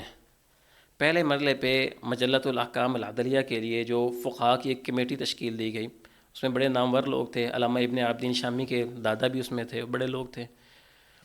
تو ان کو یہ کہا گیا کہ آپ عدالتی احکام کے لیے ایک مجلہ تیار کریں تو فقہ حنفی کو سامنے رکھیں. کم از کم اس وقت 2 مسائل میرے سامنے ہیں جن میں مجلۃ الاحکام العدلیہ کے مرتبین جو ہیں وہ مجبور ہوئے کہ فقہ حنفی سے خروج کریں اور تلفیق کریں، یعنی فقہ حنفی کے ساتھ کسی اور مذہب کی رائے کو بھی جمع کریں. مجلۃ الاحکام العدلیہ کی دفعہ 1834 میں قضاء علی الغیب کا مسئلہ بیان کیا گیا. ہمیں معلوم ہے کہ حنفیہ کے ہاں قضاء علی الغیب جائز نہیں ہے، لیکن شافعیہ کے ہاں گنجائش موجود ہے. تو اس دفعہ میں قضاء علی الغیب کو جائز قرار دیتے ہوئے شافعیہ کے مذہب کو اس طور پہ اختیار کیا گیا کہ قضاء علی الغیب کو تو جائز قرار دیا، لیکن حنفیہ کے ہاں جو یمین کی بات ہے تو اس کو برقرار رکھا گیا، جبکہ شافعیہ کے ہاں یمین نہیں ہے۔ تو اس طرح دو مذاہب کو جمع کیا گیا۔ بعد میں جب قانون العائلہ بنا اگلے ادوار میں 20ویں صدی کے شروع میں خلافت عثمانیہ میں، تو اس میں بہت سے مسائل میں فقہ حنفی کو چھوڑ کے دیگر مذاہب کو اختیار کیا گیا۔ تو ہم یہ کہہ سکتے ہیں کہ شروع کی صدیوں میں ایک انتظامی ضرورت کے تحت ایک متعین مذہب کی تقلید کو حکومتی سطح پہ لازمی قرار دیا گیا۔ بعد میں جب ضروریات کا دائرہ زیادہ وسیع ہوا، نئے مسائل سامنے آئے اور ایک مذہب کے اندر رہتے ہوئے حل معلوم نہ ہو سکا، تو دوسرے مذاہب سے استفادے کی بھی اجازت دی گئی، یہ عملی طور پہ اقدامات اٹھائے گئے۔ یہ جو قانون العائلہ ہے یہ خلافت عثمانیہ کے سقوط کے بعد بھی عرب ممالک میں رائج رہا، اب بھی کسی حد تک رائج ہے، تو اس میں بہت زیادہ تبدیلیاں ہوتی گئیں۔ تو آپ یہ سمجھیں کہ بہت سے مسائل جو کہ وہ لوگ چونکہ فقہ شافعی کے یا فقہ مالکی کے زیادہ تر ماننے والے ہیں، لیکن اس کے باوجود فقہ حنفی کے بہت سے مسائل کو بطور قانون نافذ کیا گیا ہے، اور اس میں حسب ضرورت فقہ مالکی یا فقہ شافعی سے استفادہ کیا گیا۔ یہ تو انتظامی صورتحال تھی۔ اب فقہی طور پہ کیا صورتحال ہے؟ ہمارے ہاں چونکہ فقہ حنفی ہے، تو میں فقہ حنفی کے تناظر میں ایک دو باتیں کرنا چاہوں گا۔ فقہ حنفی میں عام طور پہ یہ سمجھا جاتا ہے کہ حنفیہ کے ہاں تلفیق ممنوع ہے۔ ویسے تو بات ہو چکی ہے۔ یہ جن لوگوں نے یہ کہا کہ حکم ملفق باطل ہے یا تلفیق ممنوع ہے حنفیہ میں، ان میں عام طور پہ قاسم ابن قطلبغا کا نام لیا جاتا ہے، جنہوں نے یہ نقل کیا۔ پھر ان کی مخالفت میں کئی حنفی فقہاء نے یہ بھی کہا کہ ابن قطلبغا جو ہیں انہوں نے جو قول نقل کیا وہ حنفیہ کی رائے نہیں ہے۔ اچھا، علامہ حسکفی ہیں، انہوں نے الدر المختار میں یہ کہا کہ ان الحکم الملفق باطل بالاجماع۔ اس پہ ابن عابدین نے پھر رد المختار میں یہ لکھا کہ فی قول الاجماع نظر، یہ اس طرح کے الفاظ ذکر کیے۔ پھر یہ کہا کہ حسکفی نے یہ قاسم سے نقل کیا ہے اور قاسم نے نقل درست نہیں کیا۔ اب اس پہ بھی ایک نظر ہے، اس لیے کہ ابن قطلبغا نے یہ قاضی خان سے نقل کیا، اور انہوں نے حوالہ بھی دیا ہے کہ حضرت جی قاضی خان نے یہ کہا کہ حنفی مذہب سے خروج جائز نہیں ہے اور باطل ہے۔ تو یعنی یہ کہنا کہ قاسم نے غلط نقل کیا یہ بھی درست نہیں ہے، بلکہ انہوں نے قاضی خان سے نقل کیا۔ تو ہم یہ کہہ سکتے ہیں کہ فقہ حنفی میں سب سے پہلی شخصیت جنہوں نے فقہی طور پہ خروج عن المذہب کا انکار کیا یا حکم ملفق کو باطل قرار دیا وہ قاضی خان ہے۔ اب فتاوی قاضی خان کا اگر آپ نسخہ لیں گے تو اس میں آپ کو یہ عبارت نہیں ملے گی، جو دارالکتب العلمیہ سے چھپا ہوا نسخہ اس میں یہ عبارت نہیں ہے۔ کاتب کا صاحب ہے، ٹائپنگ کی غلطی ہے یا تطہیر فکر ہے، کچھ بھی کہہ سکتے ہیں کیونکہ تطہیر فکر کا بھی دور ہے۔ تو میں نے یہ فتاوی عالمگیری کا ایک پرانا نسخہ دیکھا تو اس کے حاشیے پہ جو قاضی خان کا نسخہ موجود ہے تو اس میں یہ بات موجود ہے، دارالکتب العلمیہ والے نسخے میں موجود نہیں ہے۔ اب حنفی فقہاء جو اس کے عدم جواز کے قائل ہیں وہ بھی پھر تفصیل کرتے ہیں۔ آپ یوں سمجھ لیں کہ کسی مسئلے میں تلفیق کی 3 صورتیں ہو سکتی ہیں۔ ایک تو یہ ہے کہ کسی مسئلے کی ذیلی جزیات میں تلفیق کی جائے، دوسری یہ ہے کہ کسی ایسے مسئلے میں تلفیق کی جائے جس کا اثر دوسرے مسئلے پہ پڑ رہا ہو، اور تیسری صورت یہ ہے کہ 2 الگ الگ مسئلوں میں تلفیق کی جائے۔ مسئلے سے کیا مراد ہے؟ مسئلے سے مراد یہ ہے کہ ایک ایسا مسئلہ جس کی بے شک جزیات ہوں لیکن اس کا موضوع ایک ہو۔ مثلا نقض الوضو، وضو کا ٹوٹنا، یہ ایک پورا مسئلہ ہے۔ اب اس کی جزیات بھی ہیں، مثلا کس طرح وضو کا ٹوٹنا، خون بہنے سے ٹوٹنا، ریح خارج ہونے سے ٹوٹنا، یا اجنبی خواتین کو ہاتھ لگانے سے ٹوٹنا، یا شرمگاہ کو چھونے سے ٹوٹنا، وغیرہ وغیرہ، یہ اس کی مختلف جزیات ہیں۔ اچھا، اب یہ جو ایک مسئلہ ہے اس میں اگر کوئی صاحب تلفیق کرتے ہیں تو ایسی تلفیق کے جواز اور عدم جواز میں فقہاء کے ہاں بہت اختلاف ہے، بالخصوص حنفی فقہاء کے ہاں، اور اکثریت حنفی فقہاء کے جو ہے وہ ایک مسئلے میں تلفیق کے عدم جواز کی قائل ہے، سوائے 2-4 لوگوں کے۔ دوسری صورت یہ ہے کہ ایک مسئلے میں تلفیق آپ کرتے ہیں، لیکن ایک مسئلہ اور اس کے ساتھ جڑا ہوا دوسرا مسئلہ ہے۔ مثال کے طور پہ نکاح اور طلاق ہے، جیسے جعفر صاحب نے بھی مثال دی کہ آپ نکاح کرتے ہیں بغیر ولی کی رضامندی کے، ولی کی اجازت بغیر نکاح کرتے ہیں، اور پھر طلاق کی جب باری آتی ہے تو طلاق البتہ دیتے ہیں، اور آپ کہتے ہیں کہ یہ طلاق رجعی واقع ہوئی ہے، کیونکہ یہ شافعیہ کے ہاں طلاق البتہ اگر زبانی دی جائے تو وہ طلاق رجعی ہے۔ تو اب یہ دو مسئلے ہیں تو الگ الگ، ایک مسئلہ نکاح سے متعلق ہے، ایک طلاق سے متعلق ہے، لیکن دونوں باہم جڑے ہوئے ہیں کہ نکاح کا طلاق کے ساتھ تعلق ہے اور طلاق کا نکاح کے ساتھ تعلق۔ تو ایسے مسائل جو ہیں اس میں حنفی فقہا کے ہاں عام طور پہ تلفیق کے جواز کا قول ہے، البتہ عدم جواز کے قائلین بھی ہے جیسے حسکفی وغیرہ۔ تیسری صورت یہ ہے کہ دو مسئلے بالکل الگ الگ ہیں، مثلاً وضو، آپ وضو حنفی مذہب کے مطابق کرتے ہیں، شافعی مذہب کے مطابق کرتے ہیں، مالکی مذہب کے مطابق کرتے ہیں۔ مثلاً مالکی مذہب کے شرائط کو، ضوابط کو سامنے رکھتے ہوئے وضو کیا، اور نماز جو ہے وہ حنفی مذہب کے مطابق آپ پڑھنا چاہتے ہیں، تو کیا یہ تلفیق جائز ہے؟ تو ایسی تلفیق کے بارے میں حنفیہ کے ہاں کوئی اختلاف نہیں ہے، یعنی دو الگ الگ مسائل میں تلفیق حنفیہ کے ہاں بالکل جائز ہے۔ اور ابن عابدین نے بہت وضاحت سے لکھا ہے کہ ابواب فقہ میں تلفیق کے عدم جواز کا کوئی قائل نہیں ہے۔ آخری بات، اگر کوئی شخص یہ چاہتا ہے کہ وہ آسان مسائل پہ عمل کرے، مشکلات سے بچ جائے، بس جس مذہب میں اس کو جو آسان مسئلہ لگتا ہے وہ اس پہ عمل کرے، تو کیا اس کے لیے یہ کرنا جائز ہوگا؟ یہ سوال ابن حمام نے فتح القدیر میں اٹھایا۔ وہ کہتے ہیں اگر کوئی شخص جو ہے وہ چاہتا ہے کہ بس میں مشکل مجھ سے کام نہیں ہوتے، میں آسان پہ چلوں، تو اس کے لیے یہ ناجائز ہوگا؟ ان کا جواب یہ ہے کہ کوئی ایسی دلیل شریعت میں موجود نہیں ہے جو اس کو منع کرتی ہو، آسانیوں پہ عمل کرنا جائز ہے۔ ہاں اگر وہ صورت بنتی ہو جو میں نے پہلے ذکر کی، ایک مسئلے کی جزیات کی، انہوں نے مثال بھی وضو والی دیا، تو وہاں پہ عدم جواز ہے، لیکن ویسے اگر آپ آسانیوں پہ عمل کرنا چاہتے ہیں تو اس میں کوئی عدم جواز والی بات نہیں ہے۔ اور ویسے بھی ہم جانتے ہیں کہ عامی کا مذہب تو مفتی کا مذہب ہوتا ہے، ظاہر ہے وہ مکلف نہیں ہوتا۔ یہ کچھ باتیں تھیں، اگر کچھ درست ہوں تو اللہ کی طرف سے، اگر غلط ہوں تو میری طرف سے اور شیطان کی طرف سے۔ اللہ تعالیٰ ہم سب کو محفوظ رکھے۔ بہت شکریہ توجہ سے سماعت فرمانے کے لیے۔ جی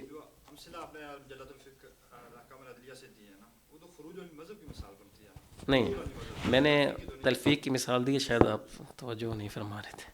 میں نے کہا کہ اس میں قضاء علی الغیب جو ہے وہ شافعیہ سے لی، اور یمین نہ لینے کی جو ضرورت ہے اس کو حنفیہ کو اختیار کیا، دونوں چیزیں لی، دونوں چیزوں کو جمع کی۔ نہیں، حسکفی کی میں نے عبارت پڑھی ہے کہ ان الحکم المنفق باطل بالاجماع، یہ میں نے حسکفی کا ذکر کیا ہے، یہ تو اس میں تو تلفیق کی بات ہو رہی ہے۔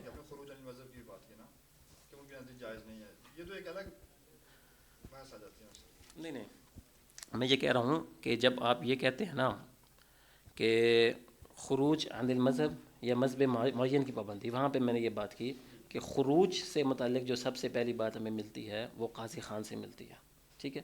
اسی بات کو بنیاد بناتے ہوئے قاسم ابن قطلبغہ نے یہ کہا کہ دوسرے مذہب کو اختیار کرنا بھی جائز نہیں ہے اور تلفیق بھی جائز نہیں ہے۔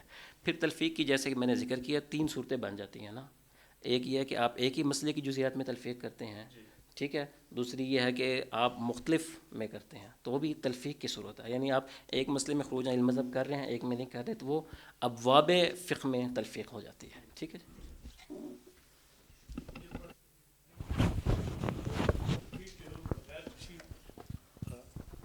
بغیر کسی وجہ کے، یہ بغیر کسی مجبوری کے، صرف آسانی کے لیے کر سکتے ہیں یا اس کے لیے کوئی ریزن، کوئی مجبوری ہونی چاہیے؟ اس میں آسانی خود بھی ایک بہت بڑی ریزن ہے۔ وما جعل علیکم فی الدین من حرج یرید اللہ بکم الیسر ولا یرید بکم العسر۔ امام سرخسی نے جہاں پہ استحسان کی بات کی ہے، وہاں پہ استحسان کی جو وجہ انہوں نے ذکر کی ہے نا، وہ یہی کہا کہ ان الشریعۃ مبناها الیسر، ٹھیک۔ تو جب ہم استحسان کو یسر کی طرف لے جا سکتے ہیں تو یسر بھی خود ایک بہت بڑی وجہ ہے۔ اگر صرف یہ مقصد ہو کہ فقہی جو علماء کی لغزشیں ہیں، یعنی مثلا اس کی ایک مثال ہے، ابن رومی ایک شاعر گزرے ہیں، اس نے کہا کہ حنفیہ کے ہاں چونکہ خمر حرام ہے اور نبیذ جائز ہے، اور شافعیہ کے ہاں نبیذ سے مراد یہ ہے کہ اتنی مقدار میں جس سے نشان ہو، جیسا کہ حنفیہ کا نقطہ نظر ہے، اور شافعیہ کے ہاں جو ہے وہ ہر نشہ آور چیز نبیذ بھی جہاں پہ نشے والی ہو وہ خمر کی طرح ہے. تو میں ایسا کرتا ہوں کہ حنفیہ، کیونکہ شافعیہ کے ہاں نبیذ بھی خمر کی طرح ہے اور حنفیہ کے ہاں نبیذ حرام نہیں ہے، تو میں دونوں مذاہب سے تھوڑا تھوڑا لے لیتا ہوں. وہ کیا کہ حنفیہ کے ہاں کیا ہوا کہ ہر مسکر حرام اس وقت تک ہے نہیں ہے جب تک کہ وہ نشہ آور نہ ہو جائے، ٹھیک ہے. اور شافعیہ یہ کہتے ہیں نبیذ اور خمر ایک طرح ہے، تو گویا کہ نبیذ اور خمر کا بھی ایک حکم ہے، اس لیے خمر بھی جائز ہے. تو اس طرح کی کوئی صورتیں ہوتی ہوں تو وہ تو ظاہر ہے ناجائز ہیں، لیکن اگر ایسی صورت نہ ہو اور ایک عام بندے کو یسر کی ضرورت ہو تو یسر پہ عمل کرنا چاہیے.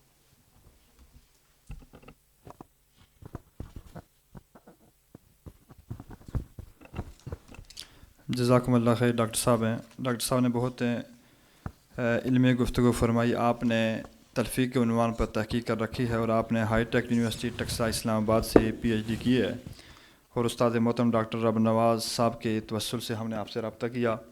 آپ ہمارے پاس تشریف لائے، یہ آپ کی ذرا نوازی ہے، اور ہماری اس علمی مجلس کو آپ نے اس میں مزید ایک ویلیویبل ایڈیشن کیا، اور آپ نے انتہائی علمی انداز میں، دھیمے انداز میں علمی گفتگو فرمائی. ہم آپ کے شکر گزار ہیں. اور اس کے بعد ہیں اس جلسہ ثانیہ کے رئیس الجلسہ استاذ الکریم ہیں صدر دارالفتاح دارالعلوم محمدیہ غوثیہ بیرا شریف، شیخ الحدیث دارالعلوم محمدیہ غوثیہ بیرا شریف ہیں استاذ الکریم مفتی شیر محمد خان صاحب. میں آپ سے گزارش کرتا ہوں کہ آپ اپنی چیئر پہ ہی تشریف رکھتے ہوئے اپنے اظہار کا خیال فرمائیں.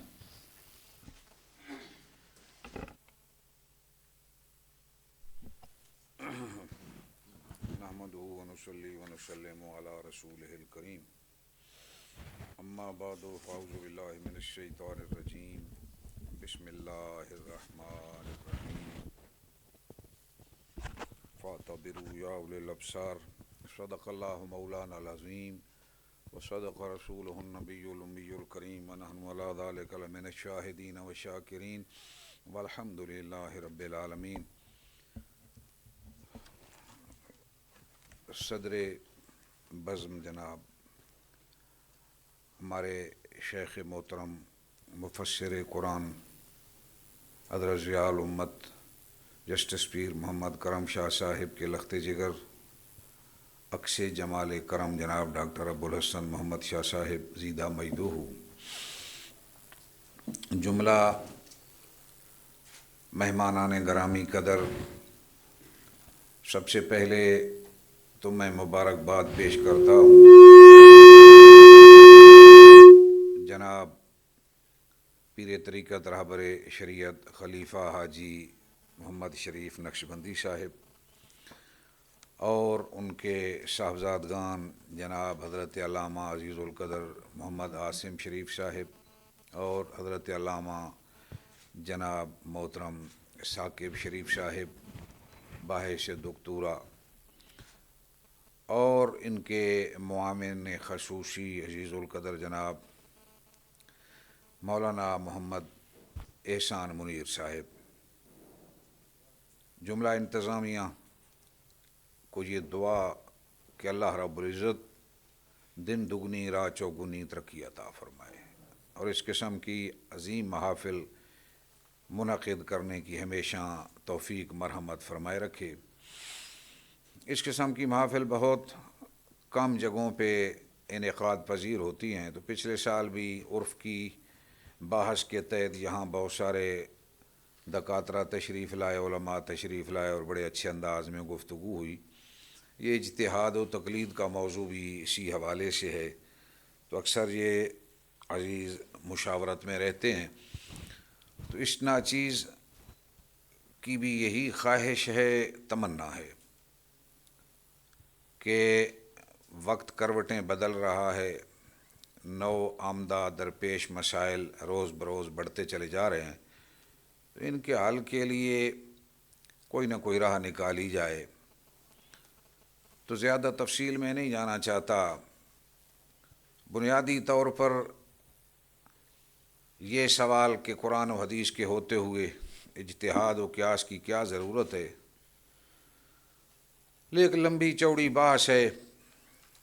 حجیت اجتہاد و قیاس اس طرف میں نہیں جانا چاہتا، اتنا ہی کہوں گا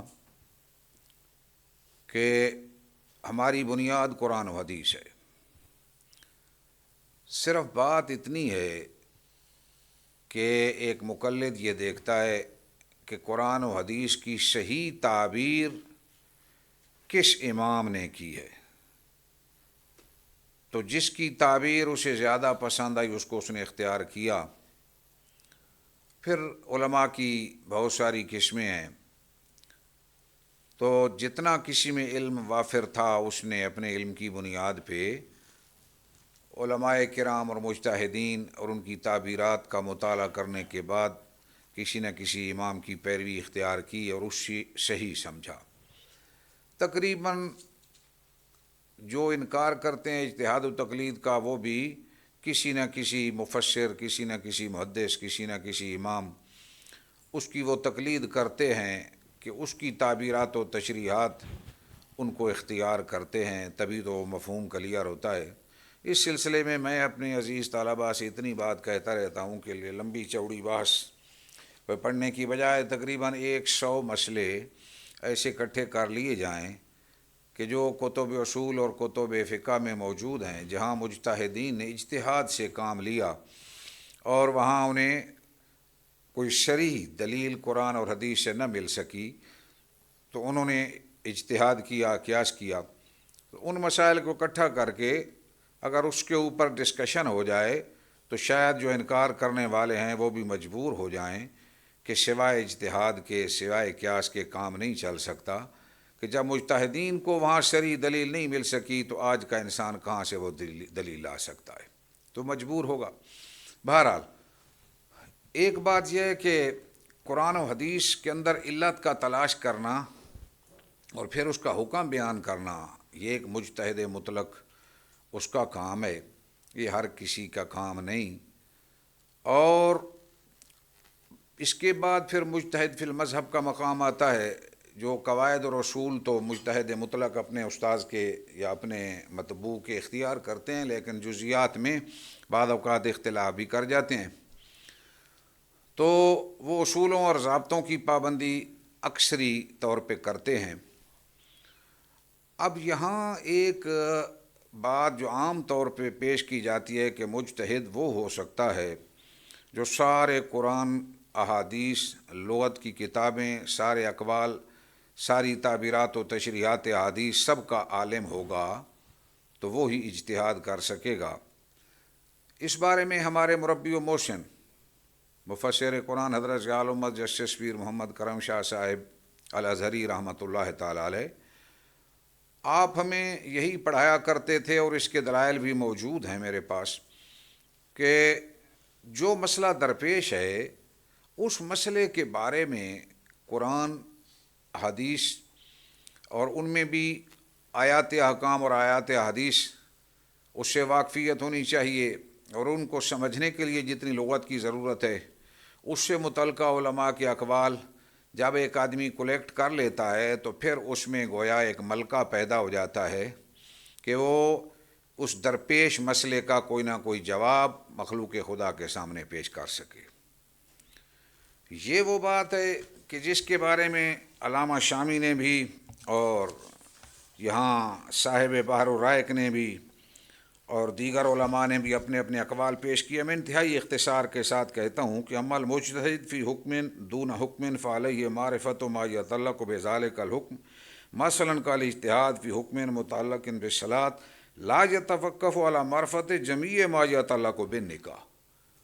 اب نماز سے متعلقہ مسئلہ ہے تو نماز سے متعلقہ آیات و حدیث کا علم اکٹھا کرے اور اس کے بارے میں تشریحات سے آگاہی حاصل کرے۔ اسی طریقے پہ صاحب بحر نے کہا لا یشترط حفظہ لجمیع القرآن ولا لبعض عن ظہر القلب بل یکفی ان یعرف مدان احکامها فی ابوابها لیراجعها وقت الحاجہ ولا یشترط التبحر فی هذه العلوم۔ سارے علوم ضروری نہیں۔ علامہ بدر الدین عینی نے بھی یہی کہا ولا یشترط ان یکون عالما بجمیع ما فی الکتاب والسنہ۔ یہ ساری تفاصیل ہیں، ڈاکٹر وہبہ زویلی وغیرہ۔ بہرحال پہلی بات تو یہ ہے کہ مسئلے سے متعلقہ ہمیں آگاہی حاصل کرنا ہوگی۔ میں پچھلی لمبی ابحاث میں پڑھنا نہیں چاہتا کہ حجیت قیاس کیا ہے، حجیت اجتہاد کیا ہے. اب ہمیں کس بات کی ضرورت ہے؟ ہمیں ضرورت ہے کہ ہم نہ مجتہد مطلق ہیں، نہ مجتہد فی المذہب ہیں، بلکہ اصحاب ترجیح میں سے بھی نہیں، اصحاب تمجیز تک بھی نہیں پہنچ سکے. ہم ناقل یا مفتی ہیں یا عامت الناس ہیں. تو ان کو اب ضرورت ہے، نیا مسئلہ درپیش ہوا، وہ کیا کریں اس کے بارے میں. یعنی ایک بادام روغن کا چمچ نکال کے وہ اپنے منہ میں ڈالے یا خلق خدا کے منہ میں ڈالے، ان کو وہ ایک نیٹ خالص چیز عطا کرے کہ وہ ان کے لیے جائز ہے یا ناجائز ہے، حرام ہے یا حلال ہے. تو اس بارے میں ہمیں کیا کرنا ہوگا؟ اس پہ فوکس کرنے کی ضرورت ہے. سب کا ابحاث پڑھ پڑھ کے بیان کر کر کے لوگ تھک گئے ہیں. میں اس طرح متوجہ کرنا چاہتا ہوں توجہ اس جلسہ کی انتظامیہ سے، جملہ مفتیان کرام کی خدمت میں، دکاترہ اور یونیورسٹیز اور کالجز میں پڑھانے والے احباب کی خدمت میں، کہ ایسے پروگرامز منعقد کیے جائیں جس میں چند مسائل سامنے رکھ کے اس کے اوپر ہم ڈسکشن بھی کریں کہ ہم اب اس کا کیا حل خلق خدا کو دے سکتے ہیں، ہمارے پاس دلیل کیا ہے، کس بنیاد پہ ہم دے سکتے ہیں. اس بارے میں ضروری نہیں کہ اجتہاد کے ساتھ یہ مسائل حل ہوں، بلکہ بہت سارے ایسے مسائل ہیں جو مجتہد کے دائرہ اختیار میں نہیں، اس سے کم درجہ کے لوگ ان کو حل کر سکتے ہیں. اور اس پہ باقاعدہ میں وہ آپ کو ایک مثال دینا چاہتا ہوں.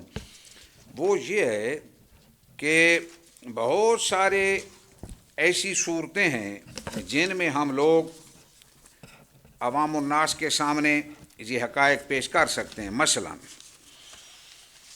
اس کو کہیں گے استدلال و استخراج. استدلال و استخراج. اس بنیاد پہ غیر مجتہد بھی بہت سارے مسائل کو حل کر سکتا ہے، کیونکہ یہ سب منہج استدلال مجتہد کے ساتھ خاص نہیں ہیں. عمومی طور پر ایک مقلد فقہائے کرام مذہب کی تائید و تفصیل، اس کے ساتھ بھی یہ مسائل حل ہو سکتے ہیں. مثال کے طور پر علت منصوصہ سے استدلال کرنا یہ کوئی مجتہد کی ذمہ داری نہیں ہے، یہ ایک محقق عالم دین بھی کر سکتا ہے، لیکن ٹیم ورک ضروری ہے، اجتماعی اجتہاد کی ضرورت ہے. اور اس میں ہر فن سے متعلقہ لوگ موجود ہوں، جو مسئلہ ہم درپیش ہے اس سے متعلقہ معلومات اور آگاہی رکھنے والے لوگ، ایکسپرٹ لوگ بھی اس میں موجود ہوں، اور علم یعنی دینی سے اور لغات عرب سے واقفیت رکھنے والے، اصول فقہ پہ دسترس رکھنے والے. مختلف قسم کے علاقہ جات میں علماء کی کمیٹیاں ترتیب دی جائیں اور سال میں 1-2 سیشن ہوں. مثال کے طور پر علت منصوصہ سے استدلال کرنا یہ مجتہد کے دائرہ کار میں نہیں. دلالت النص سے استدلال کرنا، کلی کا حکم جزیات میں جاری کرنا، عموم و اطلاق سے استدلال کرنا، مبہمات کی صراحت اور مجتہد کے مجملات کی تفصیل کرنا، مساوات کی دلالت یعنی نظیر سے مسائل کا استخراج کرنا، مجتہد کے غیر منصوص احکام و مسائل جو مجتہد کے دور میں درپیش نہیں آئے تھے ان میں مجتہد کے اصول کے ذریعے استنباط کرنا، ظاہر نص مفسر اور محکم سے احکام سمجھنا، قیاس اقترانی و استثنائی کی شرائط کی رعایت کرتے ہوئے مقدمات منصوصہ سے نتیجے کا استخراج کرنا. اور اس کے ساتھ ساتھ یہ بات بھی ذہن میں رہے کہ وہ میں نے جو پہلے اجتہاد کے لیے اس مسئلے سے متعلقہ آیات و احکام کا علم اور اس پہ دسترس یہ اگر ہو تو وہ آدمی استنباط مسائل میں بھی کام دے سکتا ہے اور وہ یہ اپنا دائرہ اختیار استعمال کر سکتا ہے. اب اس قسم کی چیزوں کے لیے مجتہد ہونا ضروری نہیں ہوگا. ایک علوم کے اندر مہارت اور محقق ہونا، اور اس روش کے جتنے علماء مل بیٹھ کے خلق خدا کو مسائل بیان کریں. کیوں؟ حضرت عبداللہ بن مسعود فرماتے ہیں کہ کوئی آدمی بھاگ جائے، وہ یہ کہے کہ یہ کام مجھ سے نہیں ہو سکتا تو پھر خلق خدا کدھر جائے گی؟ اللہ کی مخلوق کو مسائل کا کوئی نہ کوئی جواب بھی تو دینا ہے. لیکن اس کے ساتھ یہ بھی ضروری ہے، جیسے مختلف دکاترہ نے یہ بات کی ہے کہ یہ بے لگام بھی نہیں ہونا چاہیے، ان قیود اور ضابطوں کی پاسداری کرنا بھی انتہائی ضروری ہے. کیوں کہ ہمارے فقہائے کرام نے یہ کوشش کی ہے کہ مجتہد مطلق جس کی وہ پیروی کر رہا ہے یا تقلید کر رہا ہے حتی المقدور اس کے قول کو نہ چھوڑے، اور ذاتی خواہشات اور ہوائے نفس کے لیے چھوڑنے کی اجازت نہیں ہے، اور تلفیق کی اجازت بھی ہوائے نفس کی خاطر نہیں ہے کہ ادھر رخصت ملی تو ادھر چلا جاؤں ادھر. اگر کسی امام کا کوئی قول مل بھی گیا تو وہ ایک شذوذ کے زمرے میں آئے گا. اجماعی مسئلہ نہیں ہے یہ ہمارے علماء کرام کا، اس پہ اکثر کی رائے نہیں ہے. لہذا ہوائے نفس کی خاطر تتبع رخص اور انسان کا سہولتیں اختیار کرتے چلے جانا، اتنا تلفیق کی بھی اجازت نہیں ہے. ہاں عند ضرورت شدیدہ، جب معاشرتی ضرورت ہو تو مذہب غیر پہ بھی افتاء کی اجازت ہو جاتی ہے کہ جہاں انتہائی وقت کی اہم ضرورت ہے. اب جن وجوہات پہ مختلف قسم کے اقوال اپنے یعنی مجتہد مطلق کی بات کو علماء نے چھوڑا یا چھوڑا جا سکتا ہے، ان میں اسباب ستہ کو بھی داخل کیا گیا ہے، اور اس کے ساتھ ساتھ زمانے کا تغیر اس کو بھی اس میں ساتھ ہی رکھا گیا کہ زمانے کا تغیر وہ بھی کیا کرے گا، وہ بھی ہمارے لیے ایک بنیاد فراہم کرے گا کہ یہ اب وقت زمانہ چینج ہو گیا. جیسے کہ صاحبین نے حضرت امام ابو حنیفہ رحمۃ اللہ تعالی علیہ، آپ کے اقوال سے انہوں نے بعض اوقات اختلاف کیا، اور اس میں زیادہ تر وہ ہیں جو زمانے کی وجہ سے تبدیلی رونما ہوئی ہے. تو یہ اسباب ستہ کو اختیار کر کے، بلکہ بعض فقہا نے بڑے جرأت مندانہ انداز میں اور چیلنج کے انداز میں کہا ہے کہ اسباب ستہ سے ادھر ادھر ہٹ کے، جس میں خرج ہے اور ضرورت ہے تو مختلف قسم کی چیزیں، تو اب ان سے ادھر ادھر ہو کر کوئی آدمی اگر اختیار کرنا چاہتا ہے اپنا قول تو وہ اس کے لیے اجازت نہیں ہوگی. لیکن ان ضرورتوں کی بنیاد پر اگر کوئی نیا قول وقت کی ضرورت ہے، اختیار کرنے کی ضرورت ہے، تو ایک ٹیم ورک کی شکل میں اس لیے کہہ رہا ہوں کہ وہ ذہنیت نہیں رہی، وہ تقویٰ نہیں رہا. اور قلب کی اصلاح پہ جتنا زور دیا ہے نا فقہا نے کہ ایک انسان کے اندر قلبی بصیرت، روحانی بصیرت بھی پیدا ہو، تو اس قسم کے لوگ بھی اس ٹیم میں شامل ہوں، تب کوئی نئے مسائل کا حل ہم لوگوں کے سامنے پیش کر سکتے ہیں. تو اس بارے میں میری آخری گزارش یہی ہے کہ ہم درجہ اجتہاد سے نیچے جو محقق علماء کرام ہیں ان کو اکٹھا کر کے درپیش نو آمدہ مسائل کا کوئی نہ کوئی حل خلق خدا کے سامنے پیش کریں. یہ ہماری ذمہ داری ہے. اللہ تعالی ہم سب کو حامی و ناصر ہو. بار دیگر انتظامیہ کا شکریہ، اور یہ دارالعلوم محی الاسلام پنڈورا ہردو، اس کے محتمم اور اس کی انتظامیہ، اور محترم عزیز ہم ثاقب شریف صاحب، ان کے بھائی اور ان کے دوست احباب، ان کے لیے یہی دعا ہے اللہ تعالیٰ انہیں اس کام میں ثبات عطا فرمائے. اور کوئی ایسی میٹنگ بھی انشاءاللہ ترتیب دینے کا پروگرام ہے کہ جو مسائل ہمیں درپیش ہیں اس لیول کے علماء بیٹھ کر کچھ قیود ان میں جتنی رعایت علماء نے فقہا نے دی ہے وہ اختیار کر کے ہم اس کے اوپر عمل پیرا ہو سکتے ہیں.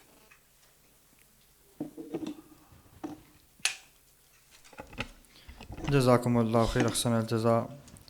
استاذنا الکریم انتہائی مشفقانہ اور علمی گفتگو فرما رہے تھے. المجلس الفکری تحقیق والافتاء کے آپ رئیس بھی ہیں، آپ بانی بھی ہیں، اور آپ کا ہی بنیادی طور پر ہیں. یہ آپ کی ہی فکر ہے جس فکر کو لے کر ہم اصحاب علم و دانش کے بارگاہ میں حاضر ہوتے رہتے ہیں.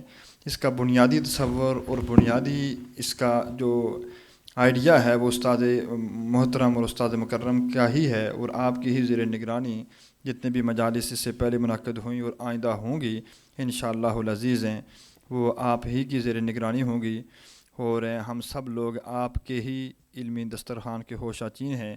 میں اس کے بعد جلسہ ثالثہ کے لیے اور اس کے انعقاد کے لیے محاور جلسہ نائب مفتی دارالعلوم محمد غوثیہ بیرا شریف مفتی ضیاء المصطفیٰ صاحب سے ملتمس ہوں کہ آپ ڈائس پہ تشریف لائیں اور اگلے جلسہ کی کارروائی کا آغاز فرمائیں. ہمارے اس جلسہ کے جو ضیف الشرف ہیں وہ اسسٹنٹ پروفیسر ڈاکٹر مفتی